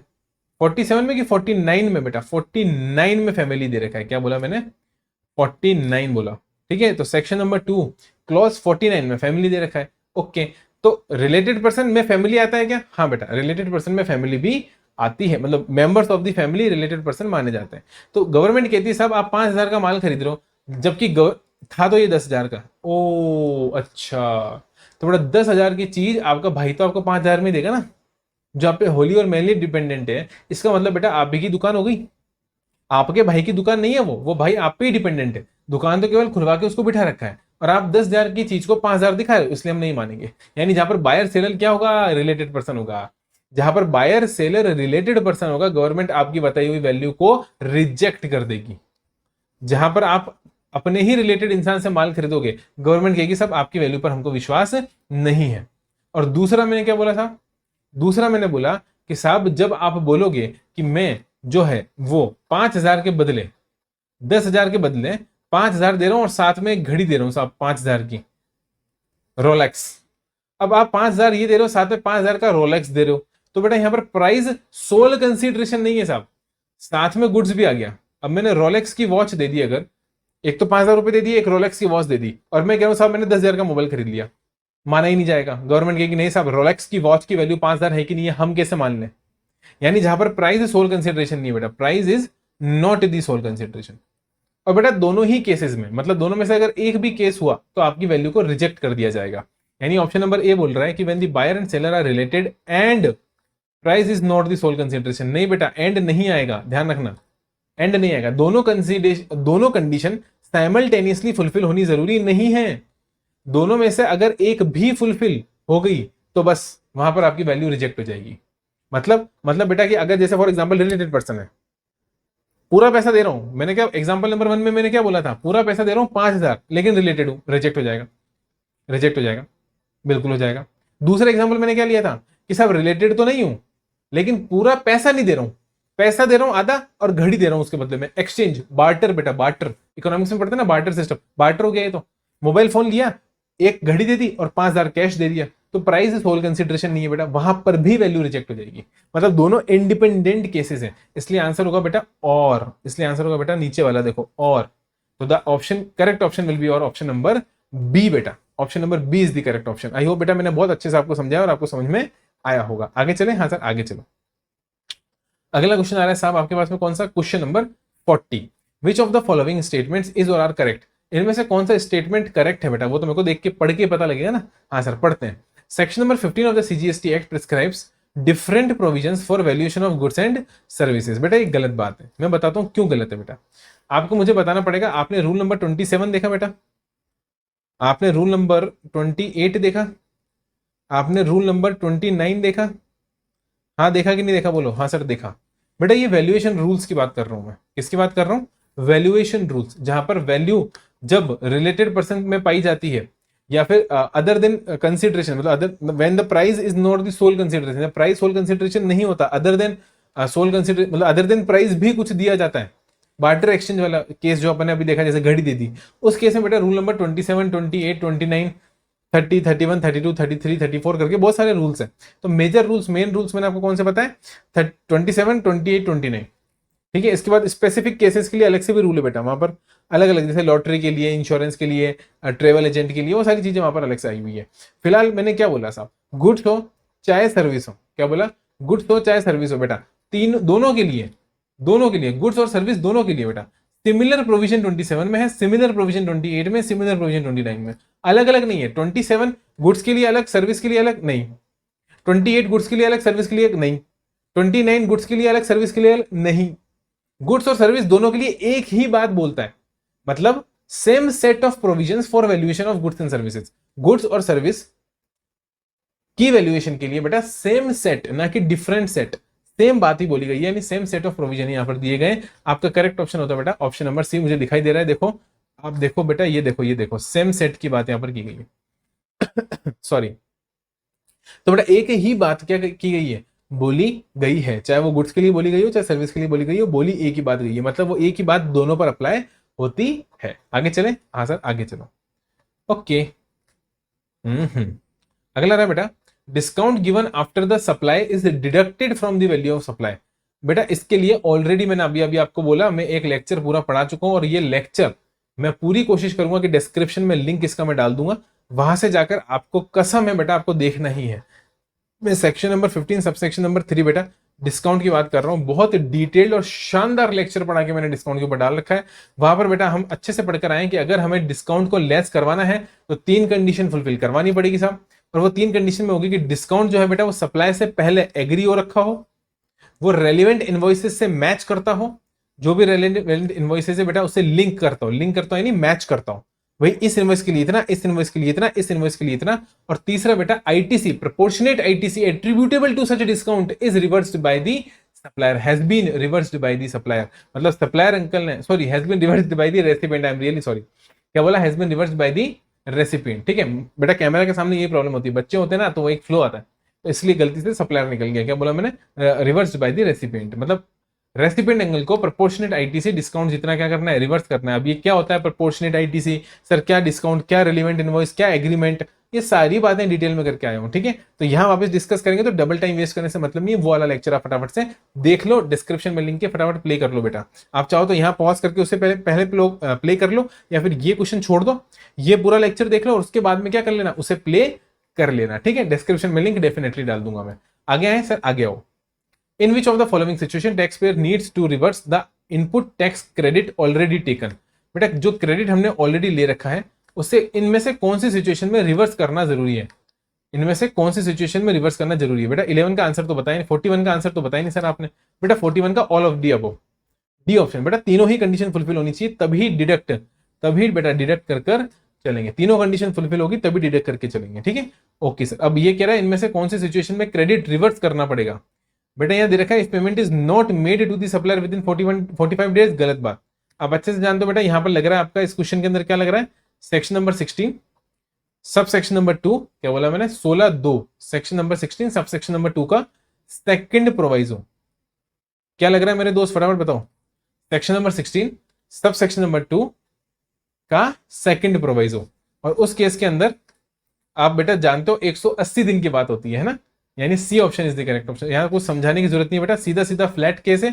180 दिन के अंदर अंदर अगर आपने पेमेंट नहीं करा, रेसिपिएंट ने पेमेंट नहीं करा, तो रेसिपिएंट को क्रेडिट बेटा रिवर्स करना पड़ेगा। अगला एक और गलत ऑप्शन आने वाला है बेटा, कुछ ना कुछ रेड रेड दिख रहा है, हाँ सर रेड दिख रहा है, यानी कुछ ना कुछ गड़बड़ होगी इसके अंदर। देखते हैं क्या गड़बड़ है। What is the time limit for taking ITC. बेटा यहां पर बात हो रही है सेक्शन नंबर 16 की, और सेक्शन नंबर 16 के साथ बोलो किसकी, अरे बोलो सेक्शन नंबर 16 के साथ सब सेक्शन नंबर 4 की। बिल्कुल सही, सेक्शन 16 सब सेक्शन नंबर 4 बेटा टाइम लिमिट बताता है कि बेटा इस टाइम लिमिट के अंदर अंदर आईटीसी क्रेडिट कर लेना, आईटीसी बुक कर लेना, क्लेम कर लेना, किसी भी नाम से बोलो बेटा, क्लेम बोलो चाहे बुक बोलो चाहे क्रेडिट बोलो चाहे टेक बोलो, आईटीसी ले लेना। हिंदी में क्या बोलूंगा मैं, आईटीसी ले लेना। कितने टाइम के अंदर लेना जरूरी है बेटा, अगर फाइनेंशियल ईयर में 17-18 की बात कर रहा हूँ, किसकी, 17-18 की। फॉर एग्जांपल बेटा मैं मई जून जुलाई, कौन सा महीना लूं बेटा, अक्टूबर ले लो, चलो अक्टूबर ही चल रहा है ना अभी, हाँ सर अभी अक्टूबर चल रहा है बेटा। अक्टूबर मंथ का इनवॉइस था, और अक्टूबर मंथ के इनवॉइस के रेस्पेक्ट में बेटा अक्टूबर कौन सा लगेगा, 17, हाँ सर अक्टूबर 17। अब अक्टूबर 17 मंथ के इनवॉइस की क्रेडिट लेने के लिए 17 अक्टूबर, मतलब अक्टूबर 2017 में, क्या बोला, अक्टूबर 2017 के अंदर अगर बेटा मैंने कोई भी परचेज करी है तो उसका इनवॉइस आया होगा, इनवॉइस आया तो उसमें टैक्स लगा होगा बेटा। उस टैक्स में जो क्रेडिट है, क्या बोला मैं, उस टैक्स की जो क्रेडिट है, वो क्रेडिट लेने का मेरे पास में टाइम कितना है, सर अक्टूबर के महीने में ले लो ना। बिल्कुल सही बेटा, बिल्कुल सही जवाब। जिस महीने में इनवॉइस आया, या तो उस महीने का जो रिटर्न फाइल करूंगा अक्टूबर का सितंबर में, उसमें मैं क्रेडिट ले लूंगा साहब 20 सितंबर से पहले, हाँ सर उसमें ले लेंगे।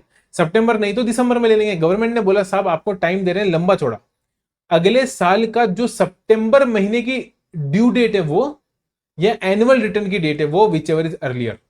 सर एनुअल रिटर्न मतलब बेटा एनुअल रिटर्न भरना होता है 31 ऑफ दिसंबर से पहले, इससे पहले 31 ऑफ दिसंबर तक या उससे पहले। अब अगर आपने जल्दी भर दिया, क्योंकि साल तो बेटा मार्च में खत्म हो जाता है ना, 31 मार्च, हाँ सर 31 मार्च को साल खत्म हो जाता है, तो 31 मार्च के बाद कभी भी आप क्या भर सकते हो, एनुअल रिटर्न भर सकते हो। और बेटा एक बार अगर खुद ने ही पांव पे कुल्हाड़ी मार ली तो पांव वापस नहीं जुड़ सकता। क्या बोला मैं, एक बार आपने अपना पांव काट लिया बेटा कुल्हाड़ी से, तो उसके बाद उस पांव को अपन वापस नहीं जोड़ सकते, कट गया वो, तो अलग हो गया, बॉडी का पार्ट नहीं रहा वो आपकी। उसी तरीके से एक बार बेटा अगर आपने एनुअल रिटर्न भर दिया तो साल पे ठप्पा लगा दिया साहब आपने। एनुअल रिटर्न भर के अपन क्या करते हैं बेटा, उस साल को खत्म कर देते हैं, उस साल पर ठप्पा लगा देते हैं, तो उसके बाद तो वैसे भी क्रेडिट नहीं ले सकते आप। अब ये इनवॉइस था बेटा, ये इनवॉइस मेरा छूट गया, मेरे को लेट मिला, कब मिला साहब, अप्रैल में, अगले साल अप्रैल में, मतलब साल खत्म होने के भी अगले महीने अप्रैल में, क्योंकि मेरा साल खत्म कब होता है, मार्च में, मार्च के बाद अप्रैल के अंदर वो इनवॉइस मेरे को रिसीव हुआ। अब मेरे को क्रेडिट लेना है, बोलो क्या लेना है, उसके ऊपर क्रेडिट लेना है पिछले साल का इनवॉइस। अब पिछले साल के इनवॉइस में मेरे को क्रेडिट लेना है बेटा, कब तक ले सकता हूं? तो गवर्नमेंट ने बोला साहब देखो एनुअल रिटर्न अगर भर दिया है तो फिर तो आप लेने ही नहीं देंगे, क्योंकि वो तो ठप्पा है, वो फाइनल ठप्पा है। एक बार वो ठप्पा लग गया साहब कॉपी के ऊपर, तो फिर कॉपी में कोई चेंज नहीं किया जा सकता। एक बार अगर पाँव आपने खुद ने अलग कर दिया, वापस जोड़ा नहीं जा सकता, उससे रिलेटेड कोई भी काम अब नहीं किया जा सकता। तो इसलिए बोला एनुअल रिटर्न की डेट, और गवर्नमेंट ने कहा हम अपनी तरफ से आपको सितंबर महीने की ड्यू डेट यानी 20 अक्टूबर, लेकिन बेटा 20 अक्टूबर बोलना गलत है। अब 20 अक्टूबर बोलो मत। क्यों नहीं बोलो साहब? क्योंकि 20 अक्टूबर बोलने से बेटा कंफर्म हो जाता है 20 अक्टूबर, लेकिन जरूरी थोड़ी ना बेटा, हो सकता है डेट एक्सटेंड हो जाए। कोरोना की वजह से भी तो बहुत सारी डेट एक्सटेंड हो गई ना। तो लॉ में जो वर्ड यूज कर रहे हुए हैं बेटा, एक्ट के अंदर जो वर्ड यूज करे हुए हैं आपके जीएसटी सीजीएसटी एक्ट के अंदर, वहां साफ साफ लिखा हुआ है due date of the September month. क्या बोला? Due date of the September of the next financial year, ना कि 20 अक्टूबर। इसलिए मैंने बोला साहब यहां पर करेक्शन रिक्वायर्ड है। 20 को काट के आप सब क्या लिखोगे साहब? 20 अक्टूबर को काटो और क्या लिखो? ड्यू डेट ऑफ सितंबर, due date of September month of the next financial year और the date of filing of the annual return whichever is earlier. अब अगर आपने सितंबर से पहले ही मस्ती करी, मस्ती दिखाई साहब कि हाँ मेरे को तो जल्दी है, तो बड़ा जल्दी है, और सितंबर से पहले ही एनुअल रिटर्न भर दिया, तो वाह ठीक है, फिर जब भरोगे वहीं पर ही लिमिट लग जाएगी। अब उसके बाद अगर कोई इनवॉइस का क्रेडिट लेना है तो नहीं ले सकते हैं पिछले साल के रिस्पेक्ट में। और गवर्नमेंट ने तो बेटा साल खत्म होने के बाद सितंबर तक का टाइम दे दिया आपको, कि सितंबर की जो ड्यू डेट आ रही है मतलब अक्टूबर में, उस रिटर्न के साथ भी आप पिछले साल मार्च तक का जो क्रेडिट है वो बुक कर सकते हो। हालांकि अगर सितंबर से पहले आपने भर दिया एनुअल रिटर्न तो कोई बात नहीं है, लेकिन एनुअल रिटर्न बेटा सितंबर के बाद ही भरा जाता है। एनुअल रिटर्न के लिए डेट होती है 31 दिसंबर। लेकिन मैं फिर बोल रहा हूँ 31 दिसंबर कोई जरूरी नहीं है बेटा, एनुअल रिटर्न की डेट भी एक्सटेंड होती रहती है। क्या बोला मैंने? एनुअल रिटर्न की डेट भी एक्सटेंड होती रहती है। इसलिए अपन फिक्स कोई डेट नहीं बोल सकते कि साहब 20 अक्टूबर, या फिक्स कोई डेट नहीं बोल सकते कि साहब 31 दिसंबर, है ना? Okay sir. तो बेटा एक क्वेश्चन समझ में आया, इसके अंदर करेक्शन क्या था? 20 अक्टूबर लिखना गलत है, क्योंकि 20 अक्टूबर फिक्स नहीं होता है, एक्सटेंड हो सकता है। इसलिए बेटा ऐसी डेट लिखो जो क्या, ऐसे शब्दों का इस्तेमाल करो जो एकदम क्या हो, correct. Due date of September month. अब बेटा वो ड्यू डेट जब भी आएगी वो गवर्नमेंट जाने कि एक्सटेंड करके कहां करेगी, बट जो भी करेगी वो ड्यू डेट कहलाएगी। तो इसलिए यहां पर किन वर्डों का इस्तेमाल करो? ड्यू डेट वर्ड का इस्तेमाल करो। कोई भी दिक्कत है क्या? बोलो, कोई भी दिक्कत है क्या? नहीं सर कोई भी दिक्कत नहीं है बेटा, आगे चलो। आ रहा है question number 44। Yes, how is the josh? Hi sir, at full power. If the goods are received in lots or instalments. बेटा अगर गुड्स लॉट और इंस्टॉलमेंट में रिसीव होता है, सर ये बात फिर से किसकी कर रहा है बेटा? ये section number 16 sub section number 2 का फर्स्ट प्रोवाइजो। सर ऊपर कौन सा प्रोवाइजो आया था? Second proviso. वो 180 दिन वाली बात याद है? 180 दिन में पेमेंट करना जरूरी है, वरना क्रेडिट रिवर्स करना पड़ेगा। हाँ सर, वो कहा लिखा था 16(2) के ही सेकंड प्रोवाइजो में लिखा था। और ये लॉट वाली बात, लॉट और इंस्टॉलमेंट वाली बात कहां लिखी है साहब? ये लिखी हुई है सेक्शन 16(2) के ही फर्स्ट प्रोवाइजो में। Okay sir. बेटा अपन सब जानते हैं लास्ट इंस्टॉलमेंट जब रिसीव होती है तभी आपको वो मिलकर चलता है, यानी यहाँ पर ऑप्शन बी बेटा मेरे को दिखाई दे रहा है correct option. Option B correct option है, लास्ट इंस्टॉलमेंट। देखो जब तक लास्ट इंस्टॉलमेंट रिसीव नहीं होगी आपको क्रेडिट नहीं मिलेगा। बेटा लॉट और इंस्टॉलमेंट का मतलब क्या है? बेटा लॉट इंस्टॉलमेंट का मतलब है कि एक मशीन थी, उस मशीन को बेटा टुकड़ों में कन्वर्ट करा, क्योंकि वो मशीन इतनी बड़ी थी कि उस मशीन को एक टाइम पर डिलीवर नहीं किया जा सकता था, उसके अलग अलग अलग अलग अलग अलग पार्ट्स को ट्रांसपोर्ट किया जाता है बेटा। तो जब तक लास्ट पार्ट रेसिपिएंट के पास नहीं पहुंच जाता, क्योंकि अलग अलग गाड़ी में जाएगा ना बेटा, कोई गाड़ी कभी पहुंचेगी, फिर कोई गाड़ी कभी पहुंचेगी, फिर कोई गाड़ी कभी पहुंचेगी, तो जो आखिरी गाड़ी पहुंचेगी, लास्ट इंस्टॉलमेंट पहुंचेगी बेटा, उसी के बाद में सामने वाला क्या कर सकता है? अपना क्रेडिट बुक कर सकता है। हाँ के ना? हाँ सर। आगे चले, आगे चलो। आगे बात हो रही है बेटा क्वेश्चन नंबर 40, बोलो 5। For banking companies using inputs and input services partially for taxable supplies and partially for exam supplies, which of the statement is true? बेटा ये आ रहा है, देखो ये बात कर रहा है बेटा क्रेडिट की, कि देखो अगर कोई बैंकिंग कंपनी है, हाँ सर आप जानते हो बेटा बैंकिंग कंपनी है ना, वो तरह तरह की सर्विसेज देती है बेटा, एक या दो सर्विस नहीं देती है। उसका कोई फिक्स नहीं है साहब कि हम साल भर में 2 ही सर्विस देंगे या 3 ही सर्विस देंगे। बेटा वो कम से कम अलग अलग तरीका प्रकार की बेटा 10 15 20 30 पता नहीं कितने टाइप्स की सर्विस देती है। अब इतनी सारी सर्विस देने वाली बैंकिंग कंपनी बेटा अगर ये प्रोपोर्शनेट टोटल लगाने बैठेगी कि साहब ये जो मैंने सर्विस दी ये जो मैंने सर्विस दी इसके रिस्पेक्ट में जो मैं इनपुट लेकर आया वो कितना टैक्सेबल में लगा और कितना एग्जाम्प्ट में, यानी कि मेरी कौन सी सर्विस एग्जाम्प्ट है जो मैं दे रहा हूं, कौन सी टैक्सेबल है, और फिर जो पीछे से इनपुट लेकर आया वो किसमें कितना यूज हुआ, मतलब प्रपोर्शनेट करने में दिक्कत आएगी, रूल 42 और 43 लगाने में दिक्कत आएगी।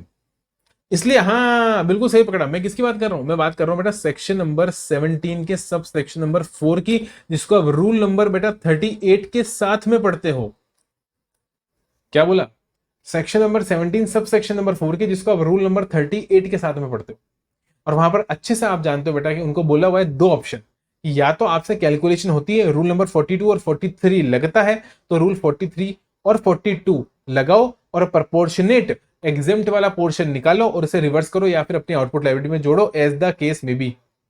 लेकिन नहीं निकलता है साहब, क्योंकि आपके पास बहुत प्रकार की सर्विसेज है, आप कंफ्यूज हो जाओगे, परेशान हो जाओगे, टाइम वेस्ट होगा आपका, आपके लिए वो बेनिफिशियल नहीं होगा। तो इसलिए आपको ऑप्शन दे रहे हैं बेटा फ्लैट 50%। तो जितना भी कॉमन यूज है बेटा, जितना भी कॉमन जो पूरा मिलेगा वो तो मिलेगा, जो 100% टैक्सेबल के लिए यूज में आ रहा है उस पर तो पूरा मिलेगा, लेकिन जितना भी कॉमन है ना, कॉमन कॉमन का 50% ले लो और 50% छोड़ दो। यानी प्रपोर्शन गवर्नमेंट ने खुद ने बता दिया कि अज्यूम कर लो, डीम्ड, क्या डीम्ड मान लो कि साहब 50% क्रेडिट मिलेगा और 50% सीधा सीधा लैप्स हो जाएगा। क्या हो जाएगा बोलो, लैप्स हो जाएगा। सर वो बात लिखी हुई है क्या, ऑप्शन ए पढ़ो बेटा, ITC shall be compulsorily restricted to credit attributable to exempt supplies including zero rate supplies। या तो आप कर लो प्रपोर्शन, या फिर बेटा 50% of the eligible ITC capital goods input service shall be mandatory taken in a month shall lapse, मतलब 50% ले लो और 50% क्या कर दो, लैप्स कर दो बेटा, 50% ले लो और 50% लैप्स कर दो। तो बेटा दोनों में से कोई सा भी ऑप्शन बैंकिंग कंपनी पे डिपेंड करेगा।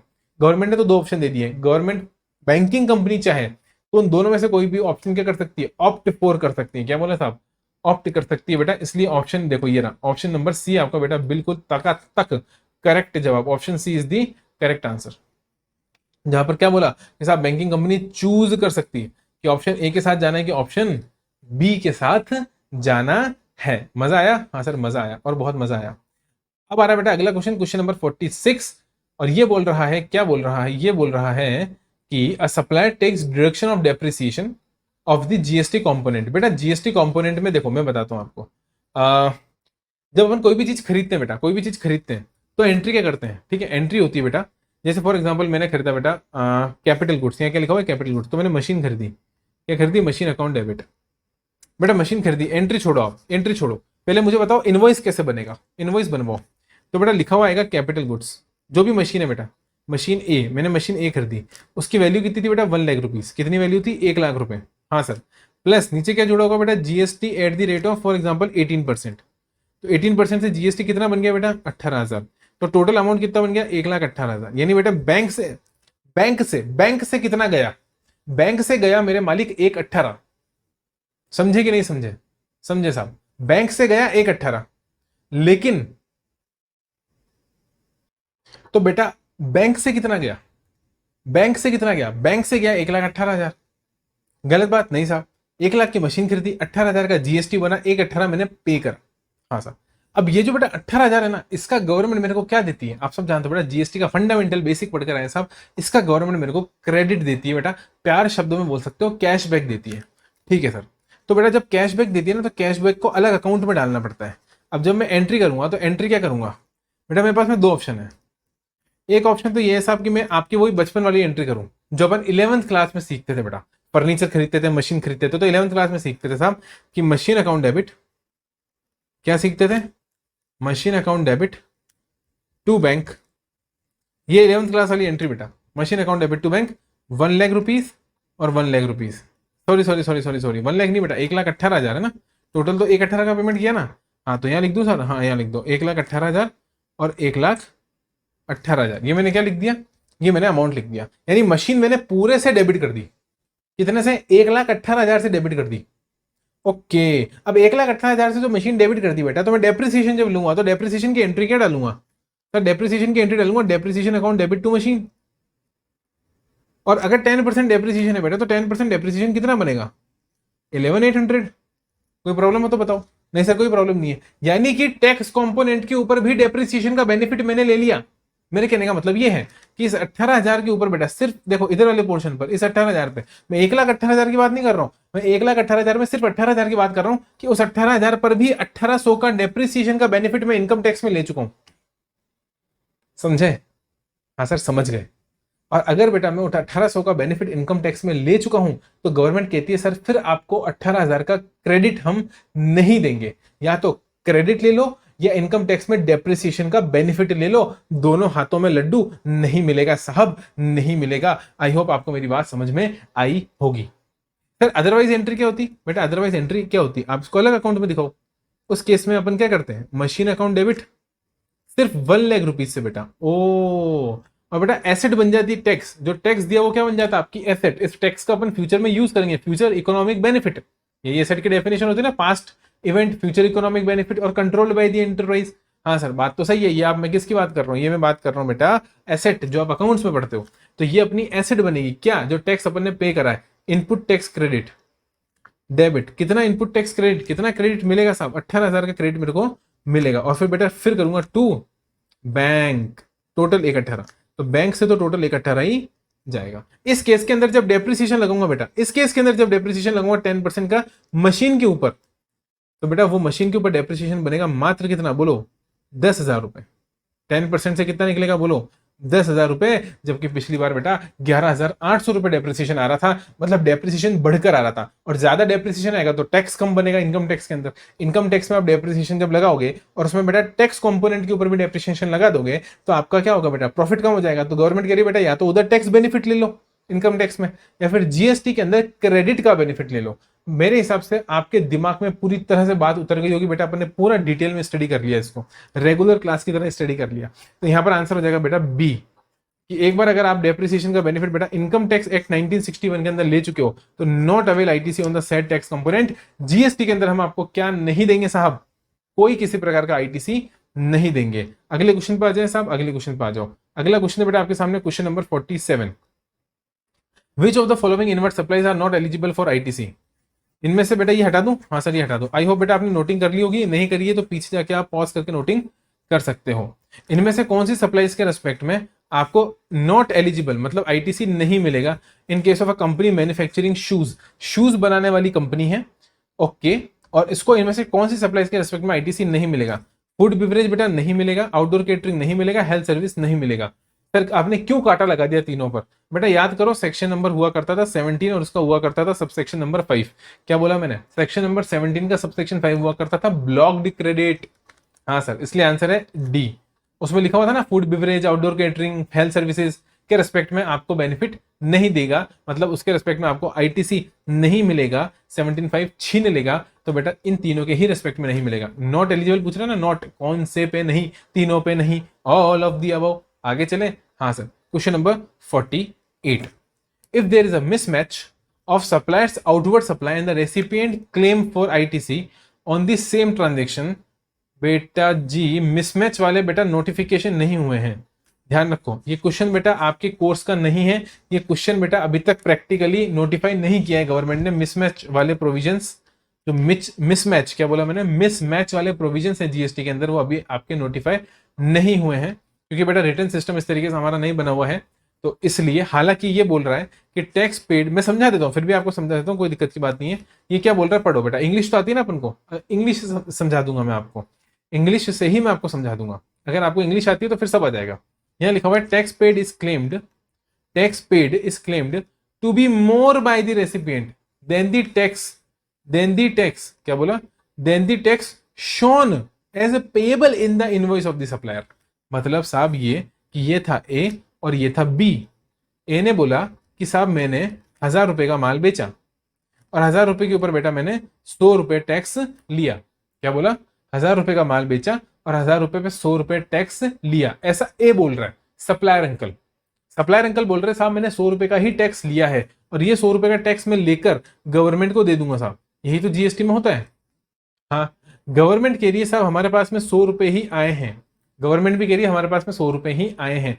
और बेटा टू बी, इसका जो टू बी होगा, क्या बोला मैं, जीएसटीआर टू बी की two A, GSTR two A, two B तो खैर अब आया है, खैर टू बी भी बोल सकता हूं क्योंकि वो स्टेटिक है। टू जो आपका ए हुआ करता था वो स्टैटिक नहीं हुआ करता था। तो 2A बोलो बेटा, जीएसटी या 2A बोल लो। फॉर द टाइमिंग 2A बोलो, 2B भी इनकरेक्ट नहीं, 2B भी सही है। बट 2B शायद अभी आपके अमेंडमेंट्स में आएगा नहीं, मतलब आपका सिलेबस का पार्ट अभी बनेगा नहीं, 2B बाद में नोटिफाई हुआ है। तो 2A आप बोलोगे। 2A, अब बेटा 2A जो है इसके अंदर भी 100 ही दिखा रहा है, ठीक है। तो सर दिक्कत कहां है? दिक्कत ये है साहब कि बी कह रहा है नहीं 150 रुपए है। हाँ, डी कह रहा है साहब मैं तो 150 रुपए का क्रेडिट लूंगा, यानी जितना सप्लायर बता रहा है अपने रिटर्न में उतना नहीं, उससे ज्यादा। बी कह रहा है साहब मैंने तो 150 रुपए दिए, जबकि उसने 150 रुपए दिए ही नहीं, उसने सिर्फ बेटा 100 रुपए ही दिए, और ये सप्लायर की इनवॉइस में आ रहा है, सप्लायर के रिटर्न में 100 रुपए ही शो कर रहा है। लेकिन बी नहीं मान रहा, बी कह रहा है साहब मेरे को तो 150 रुपए का क्रेडिट चाहिए। तो गवर्नमेंट बोलेगी बेटा चुपचाप जाकर अपने घर पर बैठ, तेरे घर का राज नहीं चल रहा। 100 रुपए दिए तो 100 रुपए का क्रेडिट मिलेगा, 50 रुपए का क्रेडिट अगर तू लेना चाहेगा तो वापस तेरी आउटपुट लाइबिलिटी में जोड़ देंगे, वापस तेरी आउटपुट लाइबिलिटी में ऐड कर देंगे। बोलो समझा कि नहीं समझा? समझा साहब, ठीक है। तो ऑप्शन ढूंढे बेटा, क्या दे रखा है? The disputed amount shall be added to लो, पहला ऑप्शन आ गया बेटा, shall be added as output liability in the return of the recipient. वाह, पहला ही ऑप्शन अपने पास क्या हो गया? Correct option. Reduced from ITC नहीं बेटा, रिवर्सल नहीं होता। Dispute amount shall be increase in the outward supply of the supplier, बेटा सप्लायर को क्यों पकड़ेंगे, सप्लायर की गलती है इसके अंदर। और डिमांड नोटिस नहीं बेटा, डिमांड नोटिस जैसी कोई चीज नहीं है, सीधी सी बात है बेटा, इसकी 73 74 में कोई प्रोसीडिंग चलाने की बात ही नहीं है। सीधा सीधा अपन क्या करेंगे, उसकी आउटपुट लायबिलिटी में ऐड कर कर चलेंगे, ठीक है। हाँ सर, अगला क्वेश्चन आ रहा है बेटा, question number 49। Which of the following statement is true? Which of the following statement is true for a composition tax payer? बेटा सेक्शन नंबर 10 पर आ गया। देखो मैंने ये तो कहा ना, पढ़ने का यही मजा है। बीच में अपन टाइम ऑफ सप्लाई पे चले गए। हाँ सर, टाइम ऑफ सप्लाई से फिर बेटा अपन किस पे आ गए? क्रेडिट वाले प्रोविजंस पर आ गए अचानक से, इनवॉइस वाले प्रोविजंस पर आ गए। तो अपने इनवॉइस रिवाइज कर लिया, एकदम टाइम ऑफ सप्लाई रिवाइज कर लिया, फिर अपने बीच में जाकर क्या रिवाइज कर लिया? सब क्रेडिट सेक्शन 16 सेक्शन 17 की बातें हो गई।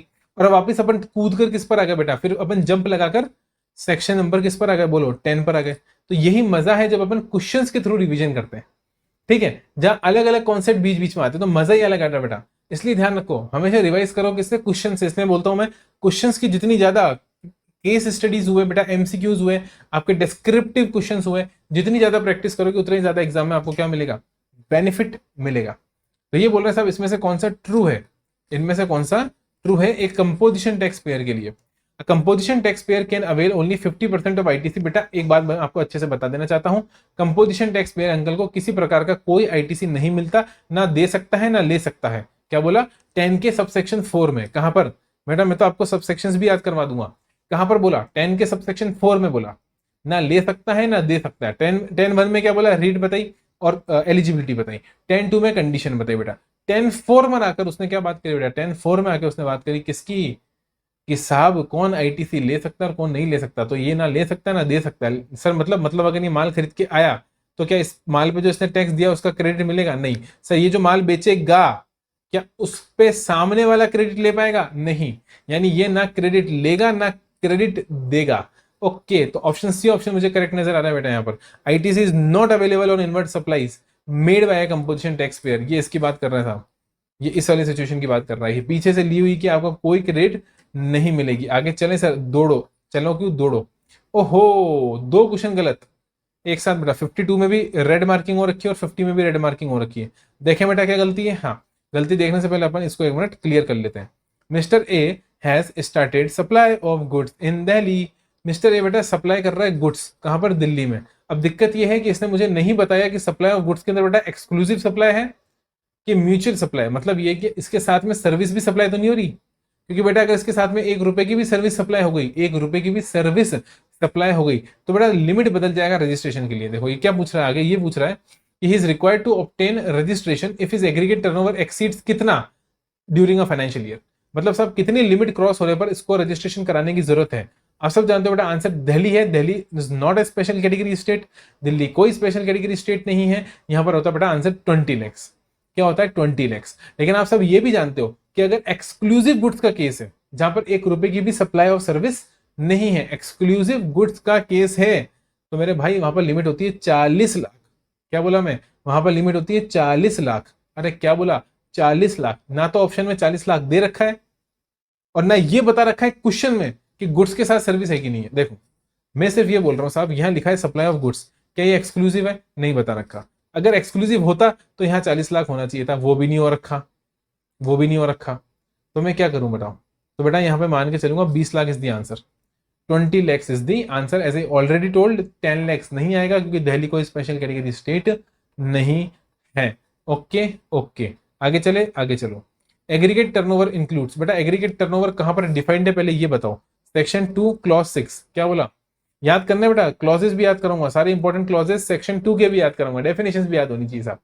Section 2 clause 6, face to face वाले बच्चों के लिए बेटा मैं क्लास के टाइम के अंदर ही, मतलब जब मैं पढ़ा रहा होता हूँ ना, चैप्टर्स पढ़ाता हूँ उनको, जीएसटी के इंटरमीडिएट वाले बच्चे की बात कर रहा हूँ, चाहे वो सीए इंटर का बच्चा हो, सीए में इंटर का बच्चा हो, कॉमनली बैठते हैं बेटा सब एक साथ। सीए वाले की छुट्टी जल्दी हो जाती है क्योंकि उसका सिलेबस कम होता है, सीए में वाले बच्चों का बैच लंबा चलता है क्योंकि उनकी कस्टम भी होता है। इंटर लेवल पे बात कर रहा हूँ, इंटरमीडिएट की। बेटा मैं इतनी बार पॉइंट आउट करता हूं किसी चीज को कि वो याद हो जाती है। सिमिलरली जैसे ये हुआ ना सेक्शन 2 क्लॉज 6 में एग्रीगेट टर्नओवर दे रखा है, सेक्शन 2 क्लॉज 49 में फैमिली दे रखा है, एग्जाम सप्लाई 252 में गुड दे रखा है, 2102 में सर्विस दे रखी है। तो 2 सेक्शन जो है डेफिनेशन वाला बेटा, इसके क्लॉजेस तक याद करा देता हूं मैं क्लास के अंदर, यहां तक कि बच्चों को नोटिफिकेशन नंबर याद हो जाते हैं साहब। 12/2017, 13/2017, 1/2017, कहां पर क्या है, क्या सब एक एक चीज। 5/2017 आरसीएम का नोटिफिकेशन कौन सा है, एग्जामिशन का नोटिफिकेशन कौन सा है, गुड्स का एग्जामिशन कहां पर दे रखा है, रेट्स जीएसटी के अंदर कहां पर दे रखी है, कौन से नोटिफिकेशन में दे रखी, सारी बातें याद हो जाती है साहब। तो ये फायदा है, ये मजा है, इसका मजा लूटो आप। एग्रीगेट टर्नओवर इंक्लूड्स, बेटा एग्रीगेट टर्नओवर दे रखा है 2/6 के अंदर, और 2/6 के अंदर सारी बातें आती है। क्या बोला मैंने? सारी की सारी बातें आती है साहब, सारी जितनी भी बेटा आउटवर्ड सप्लाई, चाहे वो एग्जाम्प्ट हो, चाहे वो टैक्सेबल हो, चाहे वो नील रेटेड हो, चाहे वो आपकी एक्सपोर्ट हो यानी जीरो रेटेड हो, चाहे वो इंट्रा हो, चाहे वो इंटर हो। मैंने क्या बोला? आउटवर्ड सप्लाई, मतलब जानी चीज आप, आने वाली नहीं। इनवर्ड सप्लाई जिस पर आप आरसीएम में टैक्स पे कर रहे हो बेटा, वो है तो इनवर्ड ही ना। तो इनवर्ड सप्लाई कभी भी आपके एग्रीगेट टर्नओवर का पार्ट नहीं बनेगी। यहां पर करेक्ट ऑप्शन हो जाएगा बेटा ऑप्शन नंबर डी। चाहे एक्सपोर्ट हो, चाहे एग्जाम्प्ट हो, चाहे टैक्सेबल हो, बेटा एग्रीगेट टर्नओवर का पार्ट तो बनेगा। अगला क्वेश्चन आ रहा है जिसके अंदर रेड मार्किंग दिख रही है बेटा, देखें इसको, क्वेश्चन नंबर 52 को। Which of the following persons are compulsorily required to obtain registration? क्या बोला? Which of the following persons are compulsorily required to obtain registration? Person making any interstate taxable supply. बेटा देखो यहां पर भी क्या है, मिसिंग है, यहां पर भी क्या है, मिसिंग है। यहां पर बताया नहीं बेटा कि इंटरस्टेट सप्लाई किसकी हो रही है, सिर्फ लिखा इंटरस्टेट टैक्सेबल सप्लाई। ये नहीं बताया कि साहब गुड्स की हो रही है कि सर्विस की, क्योंकि बेटा सर्विस के केस में आप अच्छे से जानते हो एग्जामिशन मिल जाती है, मैंडेटरी रजिस्ट्रेशन कराने की जरूरत नहीं है। आप जानते हो कि नहीं जानते हो बताओ? शायद मेरे हिसाब से बेटा 10/2017 होना चाहिए नोटिफिकेशन नंबर। 10/2017 के थ्रू गवर्नमेंट ने बोला था, क्या बोला था कि साहब सर्विस वाले अगर इंटर स्टेट करेंगे तो भी हम उनको मैंडेटरी रजिस्ट्रेशन के लिए फोर्स नहीं करेंगे। इसलिए सेक्शन नंबर 24, क्योंकि कंपलसरी रजिस्ट्रेशन की बात कर रहा है, कंपलसरी रजिस्ट्रेशन, और बेटा कंपलसरी रजिस्ट्रेशन के लिए सेक्शन नंबर आता है 24। और 24 में बेटा साफ साफ शब्दों में एक बात बोल रखी है, क्या बोल रखी है कि साहब अगर सर्विस वाला है और सर्विस वाला इंटर कर रहा है, इंटर मतलब एक स्टेट से दूसरे स्टेट में, तो वहां पर उसे मैंडेटरी रजिस्ट्रेशन की रिक्वायरमेंट नहीं है। लेकिन है अगर गुड्स वाला है तो यहां पर बेटा ये चीज मेंशन नहीं है, ये चीज मेंशन होनी चाहिए। तो यहां अज्यूम कर सकते हो आप, आपकी इच्छा हो तो, अदरवाइज बेटा इस क्वेश्चन को छोड़ सकते हो। बट ये अगला बोल रहा है नॉन रेजिडेंट टैक्सेबल पर्सन और कैजुअल टैक्सेबल पर्सन। बेटा अपन जानते हैं कि यहाँ पर दोनों को ही मैंडेटरी लेना पड़ता है, और चौथा ऑप्शन बेटा ऑल ऑफ दी अबव है। तो मैं एक अजम्पशन ले रहा हूं कि साहब इसने गुड्स की इंटरस्टेट सप्लाई करी है, और गुड्स की इंटरस्टेट सप्लाई करी है बेटा, तो आंसर हो जाएगा आपका D, all of the above. हाँ के ना? हाँ सर, समझ में आ रहा है बच्चों? देखो अगर समझ में आ रहा हो, एक सेकंड पॉज करेंगे और नीचे पहले कमेंट करेंगे और मुझे बताएंगे कि आपको वीडियो या ये लेक्चर कैसा लगा। ठीक है, पक्का बताना है। अगले क्वेश्चन पर आ जाओ बेटा। अगला क्वेश्चन मेरे बच्चे आ रहा है 53। क्या आ रहा है? 53। Which of the following persons are not liable for registration? भाई साहब इनमें से रजिस्ट्रेशन करवाना किसके लिए जरूरी नहीं है? क्या बोला मैंने? इनमें से रजिस्ट्रेशन करवाना किसके लिए जरूरी नहीं है? ओके, यानी सर सेक्शन 23, हाँ section 23 not liable for registration. Okay sir, okay, मतलब जिसको रजिस्ट्रेशन कराने की जरूरत नहीं है। Person engaged exclusively in supplying services wholly exempt from tax. क्या बोला? Wholly exempt from tax. बेटा मैं सर्विस दे रहा हूं और मेरी सर्विसेज होली एग्जेम्प्ट है। आप अच्छी तरह से सेक्शन नंबर 23 जानते हैं, 23 आपने पढ़ रखा है बेटा, जहां पर होली मतलब ₹1 का भी टैक्सेबल सप्लाई ना हो, पूरी की पूरी होली एग्जेम्प्ट सप्लाई हो, वहां पर क्या नहीं लगता बेटा? रजिस्ट्रेशन की रिक्वायरमेंट नहीं लगती। और बेटा कैजुअल टैक्सेबल पर्सन तो आप अच्छे से जानते हो, इसको तो बेचारे को एडवांस रजिस्ट्रेशन कराना पड़ता है बेटा। इस बेचारे को तो क्या कराना पड़ता है बोलो, इस बेचारे को तो एडवांस रजिस्ट्रेशन कराना पड़ता है, तो इसके पास तो कोई ऑप्शन की बात ही नहीं है। तो करेक्ट ऑप्शन होगा बेटा option number A. Correct option कौन सा होगा, option number A. Okay sir, अगला क्वेश्चन आ रहा है बेटा 54। क्या बोल रहा है, Rohan toys is a registered supplier. क्या बोला बेटा, Rohan toys is a registered supplier of goods in Delhi. तो बेटा दिल्ली में ये रजिस्टर्ड सप्लायर है, मतलब इसने ऑलरेडी रजिस्ट्रेशन ले रखा है। It intends to attend a 7 days business fair. बेटा ये 7 दिन का बिजनेस फेयर अटेंड कराना चाहता है मुंबई में, मतलब मुंबई में कोई मेरा मेला लगा है, कोई एग्जीबिशन लगी है, ये वहां पर जाकर माल बेचना चाहता है कहाँ का बेटा, दिल्ली का है। आप अच्छे से बेटा इतना सा पढ़कर ही समझ गए होंगे कि दिल्ली के बंदे को अगर मुंबई जाना है, मेरे सारे बच्चे समझ गए बेटा, दिल्ली के बंदे को मुंबई जाना है अगर किसी एग्जीबिशन में, किसी फेयर में पार्टिसिपेट करने के लिए, तो क्वेश्चन क्या पूछ रहा है बेटा, where it does not have a fixed place of business. आहा, अब तो पूरी तरह से क्लियर हो गया साहब कि क्वेश्चन क्या आने वाला है। ये भी बता दिया कि मुंबई के अंदर उसका कोई फिक्स्ड प्लेस ऑफ बिजनेस नहीं है।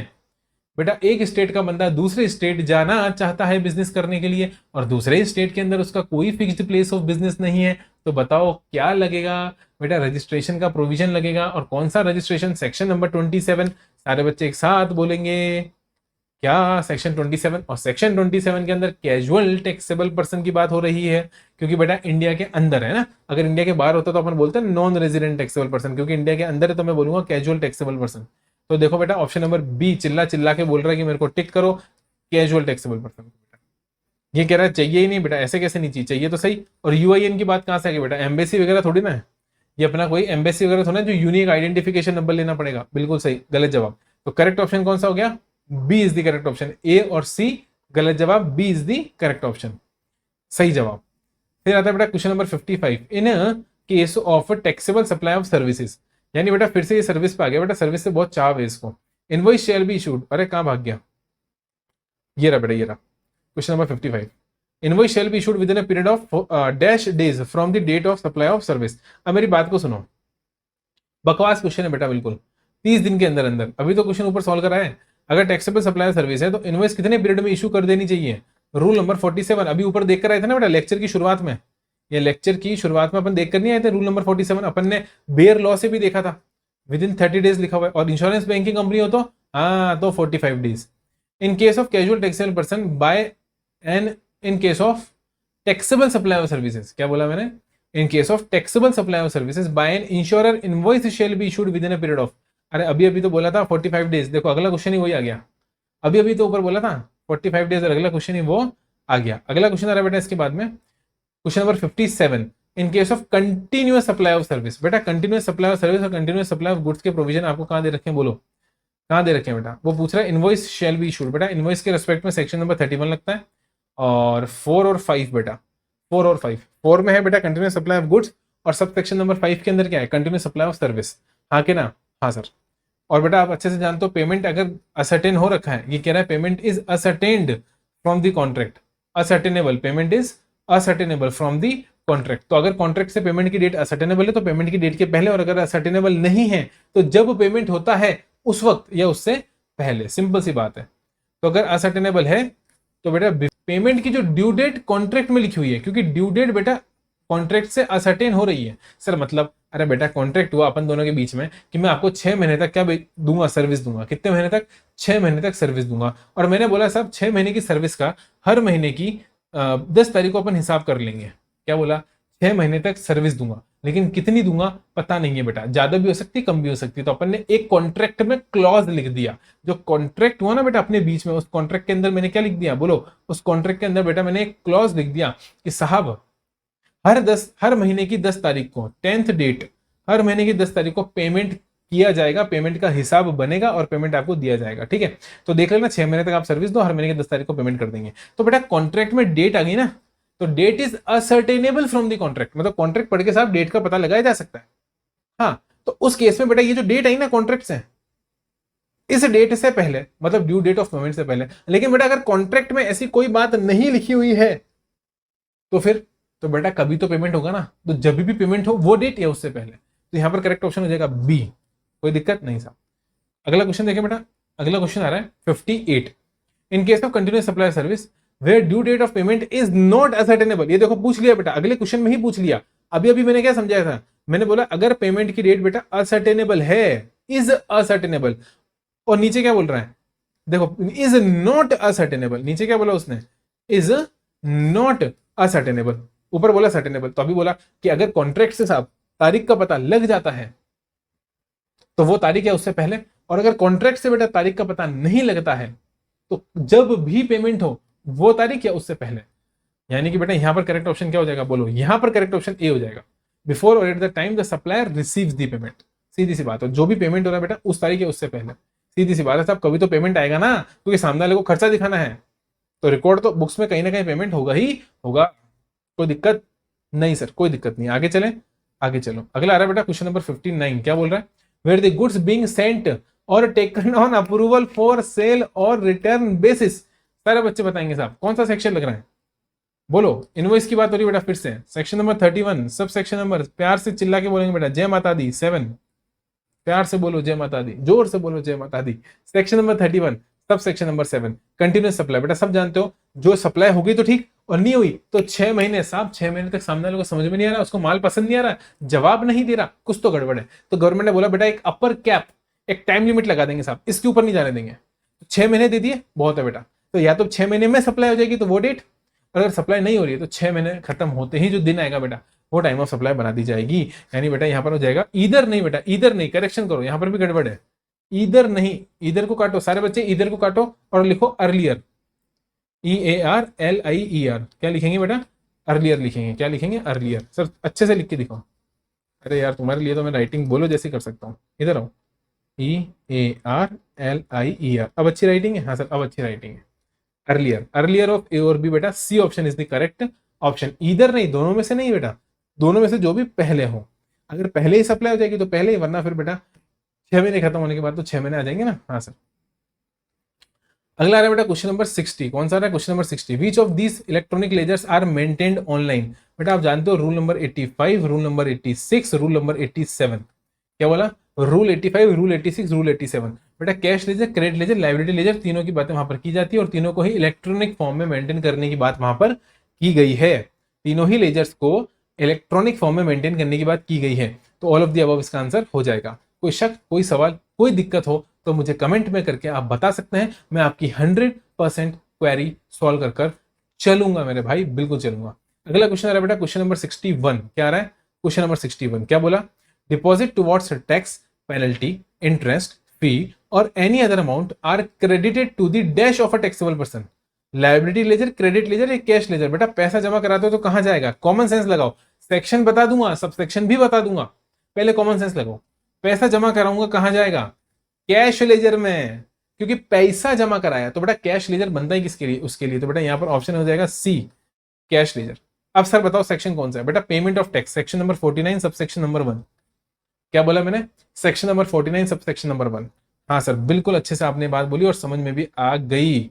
अगला रहा बेटा input tax credit as self assessed in the return of the registered person shall be credited to which of the following ledger। बच्चों जैसे क्वेश्चन पूछ रहा है, हम तो बड़े बच्चे हैं, ये तो हमसे और छोटे बच्चों जैसे क्वेश्चन पूछ रहा है। बेटा self assessed input tax credit कहाँ क्रेडिट किया जाएगा, बोलो। अब एक बात हो बेटा, क्रेडिट की बात हो रही है, किसकी बात हो रही है बेटा, क्रेडिट, वो भी कौन सा, सेल्फ असेस्ड, इधर आओ, ये सेल्फ असेस्ड, वो भी कौन सा बेटा, क्रेडिट। क्रेडिट बोले तो इनपुट टैक्स क्रेडिट, क्रेडिट बोले तो इनपुट टैक्स क्रेडिट।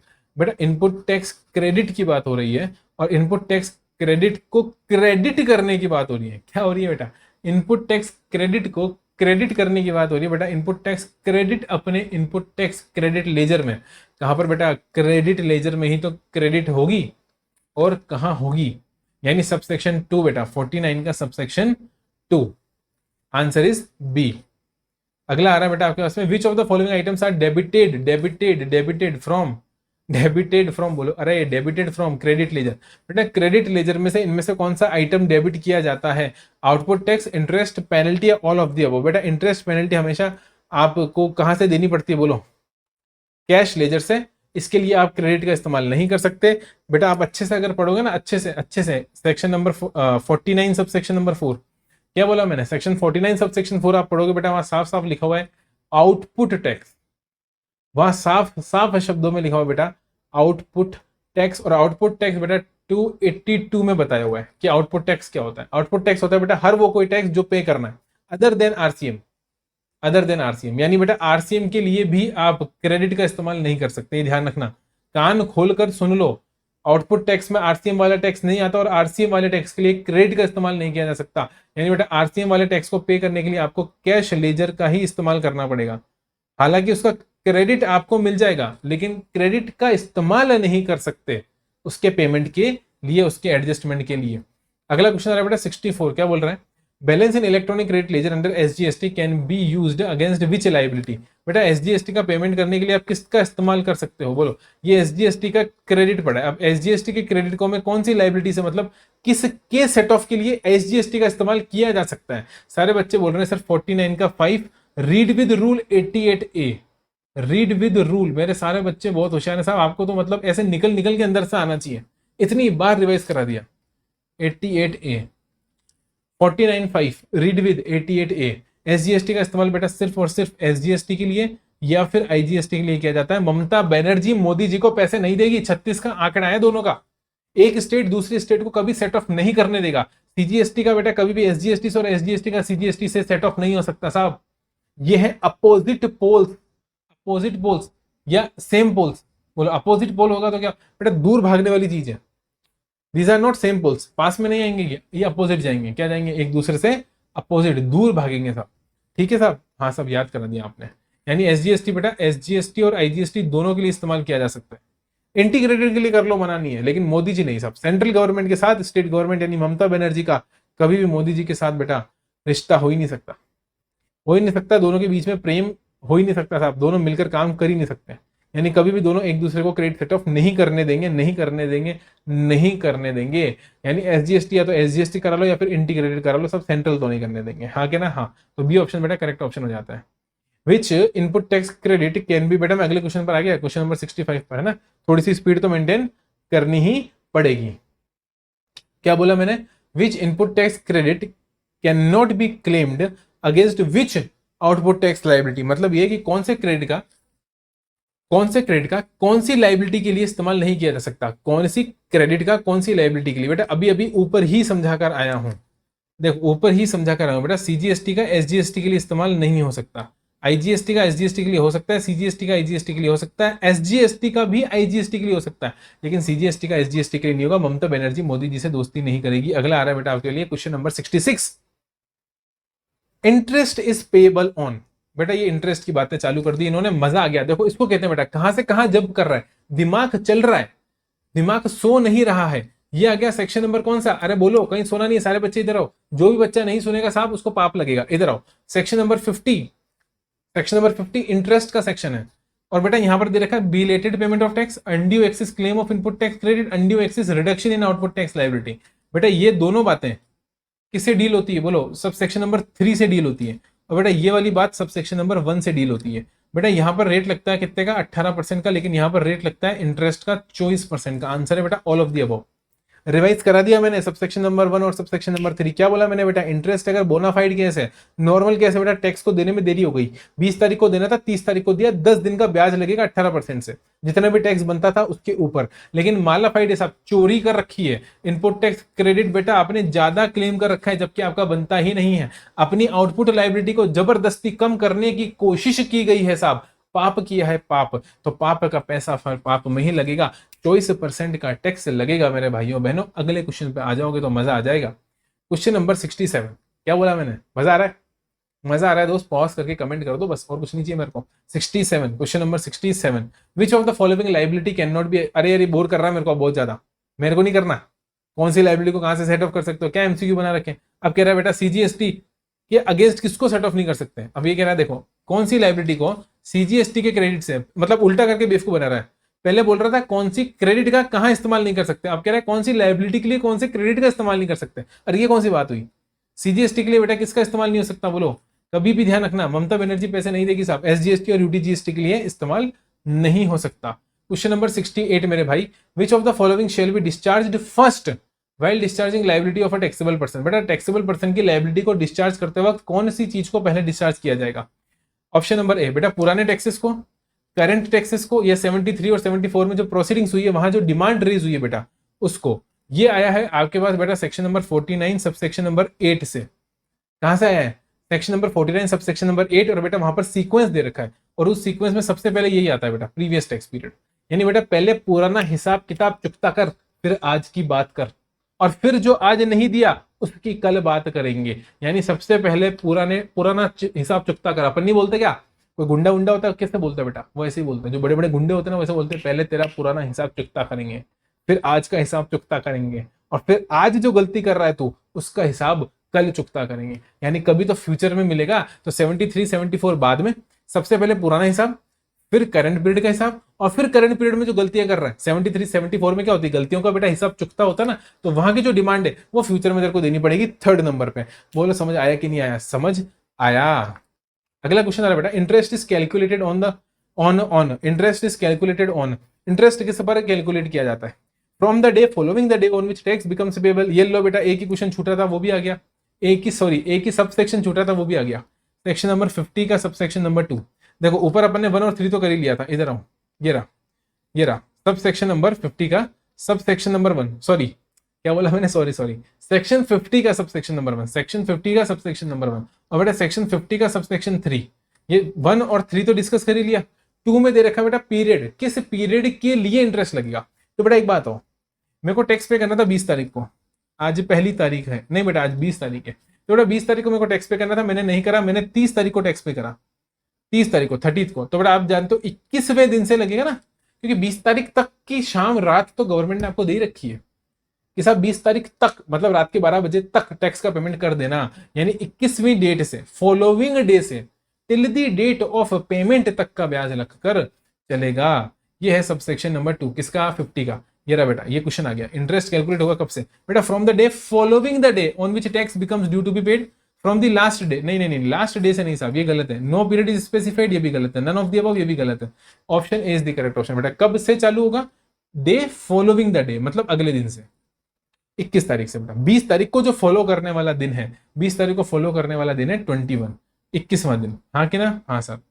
अगला आ रहा है बेटा section number 70, the minimum penalty for improper export of prohibited goods.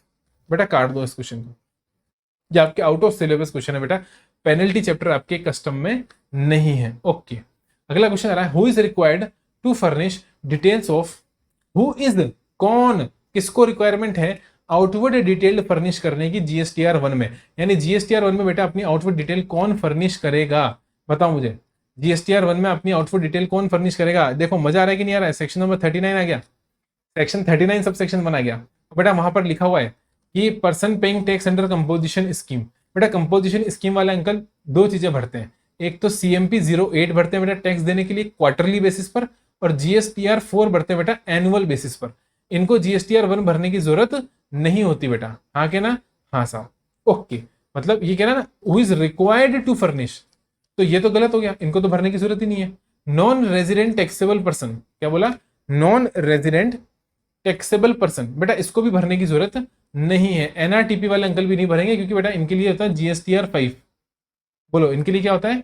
GSTR 5। यानी बेटा both A and B is the correct option, ना ए को भरना है ना बी को भरना है, दोनों को ही नहीं भरना है। और ये मेरे से पूछ रहा है किसको भरना है, ओ ओ ओ ओ ओ।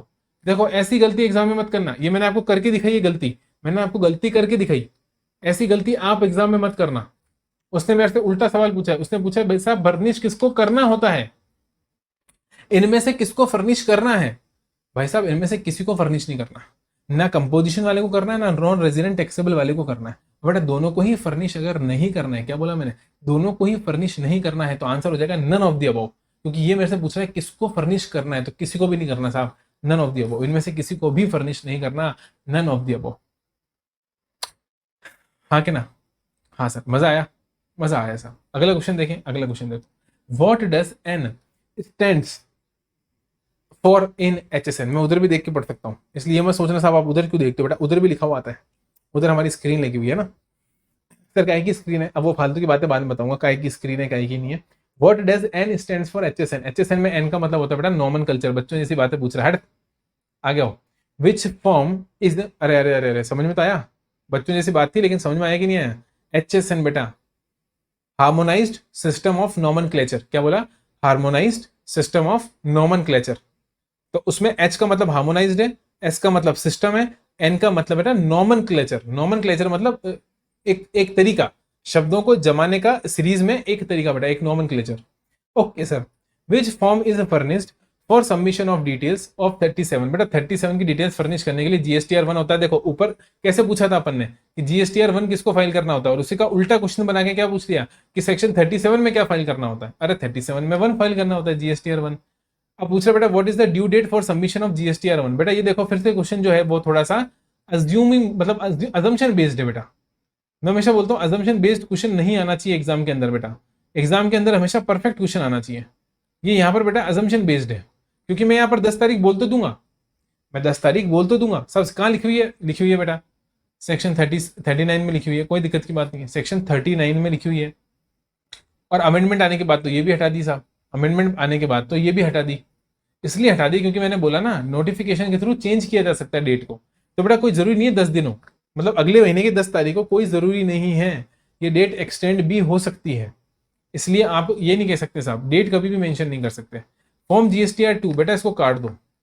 जीएसटीआर 2 वैसे इनवर्ट सप्लाई बताने के काम आता है एक्ट के हिसाब से, लेकिन ये अभी तक नोटिफाई नहीं हुआ है।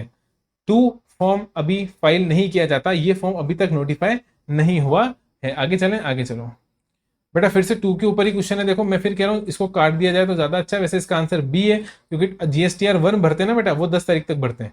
तो 10 तारीख के बाद बेटा विंडो ओपन होती है 5 दिन के लिए जीएसटीआर 2 की। बट ऐसा नहीं है, मैं यही तो कह रहा हूँ प्रैक्टिकली, क्या बोल रहा हूं मैं, प्रैक्टिकली नहीं है साहब, इंप्लीमेंट ही नहीं हुआ। जीएसटीआर 2 को सुला रखा है, नींद आ रही है बेटा, इंप्लीमेंट ही नहीं हुआ। समझ में आई कि नहीं आई साहब? समझ में आई।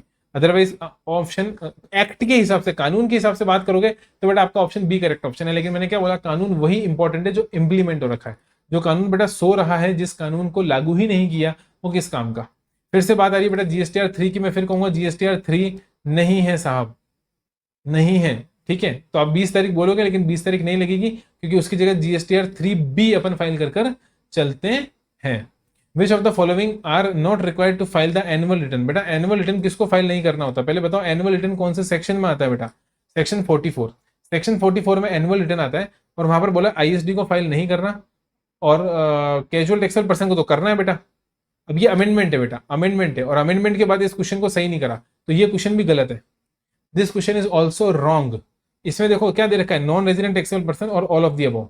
अब मेरी बात को सुनना, ये कह रहा है इनमें से किसको फाइल नहीं करना है, तो बेटा आईएसडी को भी नहीं करना है और एनआरटीपी को भी नहीं करना है। हालांकि ये ऑल ऑफ दी अबव, आप नीचे जाके आंसर देखोगे ना, तो मैं आपको लिख के दे रहा हूं, बिना देखे बता रहा हूं मैं, आंसर होगा डी। क्योंकि ये बोलेगा साहब कैजुअल टैक्सेबल पर्सन को भी एनुअल रिटर्न नहीं भरना होता, जबकि बात गलत है बेटा। Casual taxable person annual return भरकर चलता है, जीएसटीआर 4 में एनुअली ही फाइल होता है। अमेंडमेंट है साहब, जीएसटीआर 4 में एनुअली फाइल होता है। तो इसका आंसर बेटा ए और बी, ए और सी दोनों हो जाएंगे, क्योंकि वो किसको फाइल नहीं करना होता, तो साहब ना ए को फाइल करना है ना सी को फाइल करना है। लेकिन बेटा एक एमसीक्यू ही सही होता है, मतलब एक ऑप्शन ही सही होता है। अगर एक क्वेश्चन है बेटा, एक मल्टीपल चॉइस क्वेश्चन है जिसमें 4 ऑप्शन है, तो 4 ऑप्शन में से एक ऑप्शन ही सही होगा, और यहाँ पर 2 ऑप्शन सही है, तो इसलिए ये क्वेश्चन गलत है। ए और सी दोनों सही है, दोनों को ही फाइल नहीं करना होता। ठीक है, मैंने आपको समझा दिया, मेरा काम है बेटा रिवाइज कराना। अगर कोई क्वेश्चन गलत है अपन मैं आपको वो भी बता दूंगा, और क्या गलती है मैं ये भी एनालिसिस आपसे करवाऊंगा। इसी बात के मजे हैं साहब, इसी बात के मजे हैं। अगला सवाल आ रहा है, question number 79। The maximum amount of late fee payable by a registered person. बेटा लेट फी का सेक्शन बताओगे सारे बच्चे? जो भी अच्छा बच्चा होगा कमेंट करके मेरे को लेट फी का सेक्शन बताएगा। सेक्शन 47। 46 किसका बेटा? नोटिस टू रिटर्न डिफॉल्टर्स, याद करो। हाँ वो 46 है, यहाँ 47 है बेटा, लेवी ऑफ लेट फी। और मैक्सिमम अमाउंट बेटा बच्चे से जानते हो 5,000 रुपए होता है। मैक्सिमम अमाउंट कितना होता है? 5,000 रुपए। 5,000 रुपए से ऊपर की पेनल्टी नहीं लगाई जाती। The due date of filing final return. बेटा फाइनल रिटर्न का सेक्शन बताओ कौन सा होता है, फटाफट बताओ। फाइनल रिटर्न का सेक्शन, अरे बोलो, फाइनल रिटर्न का सेक्शन बेटा सेक्शन नंबर 45। क्या होता है सेक्शन नंबर 45? सही से लिखो सब। ये लो बेटा, ये 9 लग रहा है, 9 नहीं है 4 है, सेक्शन नंबर 45। और आप बच्चे से जानते हो बेटा बैक डेट से भी आपका रजिस्ट्रेशन कैंसिल हो सकता है। फाइनल रिटर्न कब भरते हैं बेटा? जब आखिरी रिटर्न, फाइनल रिटर्न मतलब आखिरी रिटर्न, रजिस्ट्रेशन कैंसिलेशन होने के बाद जो आखिरी रिटर्न फाइल करते हैं वो होता है। और क्योंकि रजिस्ट्रेशन बैक डेट से भी कैंसिल हो सकता है, इसलिए अपन क्या बोलेंगे, 3 मंथ्स फ्रॉम। कितने महीने का टाइम दिया बेटा? 3 महीने का टाइम दिया। लेकिन 3 महीने कब से? तो बोला बेटा डेट ऑफ कैंसिलेशन से, या फिर date of order of cancellation से, या तो डूक या डॉक, या तो डूक या डॉक। से 3 महीने, विच एवर इज अर्लियर। अब 3 महीने पहले आप यहां से पकड़ के देख लो, यहां से 3 महीने और यहां से 3 महीने। Date of cancellation, date of order of cancellation, इधर देखो 3 months from date of cancellation और date of order of cancellation. बेटा यहां पर 2 O है, देखो ऑर्डर और ऑफ, यहां पर सिर्फ ऑफ है, यानी एक जगह है डीओसी, एक है DOOC। एक जगह क्या है डीओसी, दूसरी जगह क्या है बेटा DOOC। तो date of cancellation, date of order of cancellation, 3 महीने दोनों से पकड़ के देखो, जो भी डेट पहले आ रही हो, अर्लियर है, वही आपका बन जाएगा बेटा due date for filing of final return, वही बन जाएगा due date of filing of final return. तो देखो बेटा स्टार्टिंग में थोड़ा टाइम लगा, लेकिन बाद में अपन ने कितने आराम से फटाफट से 80 क्वेश्चन तक कंप्लीट कर लिए। तो 80 तक क्वेश्चन कंप्लीट हो चुके हैं बेटा। मैं आगे भी पढ़ा दूंगा, मना नहीं है, लेकिन आगे बढ़ेंगे बेटा अपन कौन से पार्ट में, पार्ट नंबर 3 में। तो पार्ट नंबर 3 अगर आपको चाहिए कि साहब नोटिफिकेशन आपके पास आ जाए, तो पहले फटाफट से चैनल को सब्सक्राइब कर लो, बेल आइकन को प्रेस कर दो, ऐसे टक करके प्रेस कर दो बेल आइकन को, ताकि बेटा थर्ड पार्ट अपलोड होते ही आपके पास में नोटिफिकेशन आ जाए। तब तक के लिए बेटा अपना ध्यान रखिए, अपने फैमिली मेंबर्स, अपने पापा मम्मी का ध्यान रखिए, और अपनी स्वास्थ्य का ध्यान रखिए। कोरोना से बचिए साहब, इसके लिए सबसे बेस्ट ऑप्शन है कि घर के अंदर ही रहिए, बाहर निकलिए ही मत साहब। बहुत अर्जेंट हो, बहुत इमरजेंसी हो, बहुत इमरजेंसी हो, सिर्फ जब अपन को बेटा वेजिटेबल्स या जो अपनी सब्जियां वगैरह होती है ना, खाने से रिलेटेड आइटम, वो लेने जाना है तभी बाहर जाना है, अदरवाइज बाहर नहीं जाना है। तो please take care of your family and your near and dear ones. अपन मिलते हैं बेटा अगले पार्ट में। पढ़ाई करते रहो, कमरे में बंद होकर जमकर खून पसीने की मेहनत कर लो साहब। इस बार अपन पास हो जाएंगे, कोई दिक्कत की बात नहीं है, दिसंबर अटेम्प्ट आ रहा है। तब तक बेटा bye bye, tata, see you, take care, meet you in the next lecture, bye.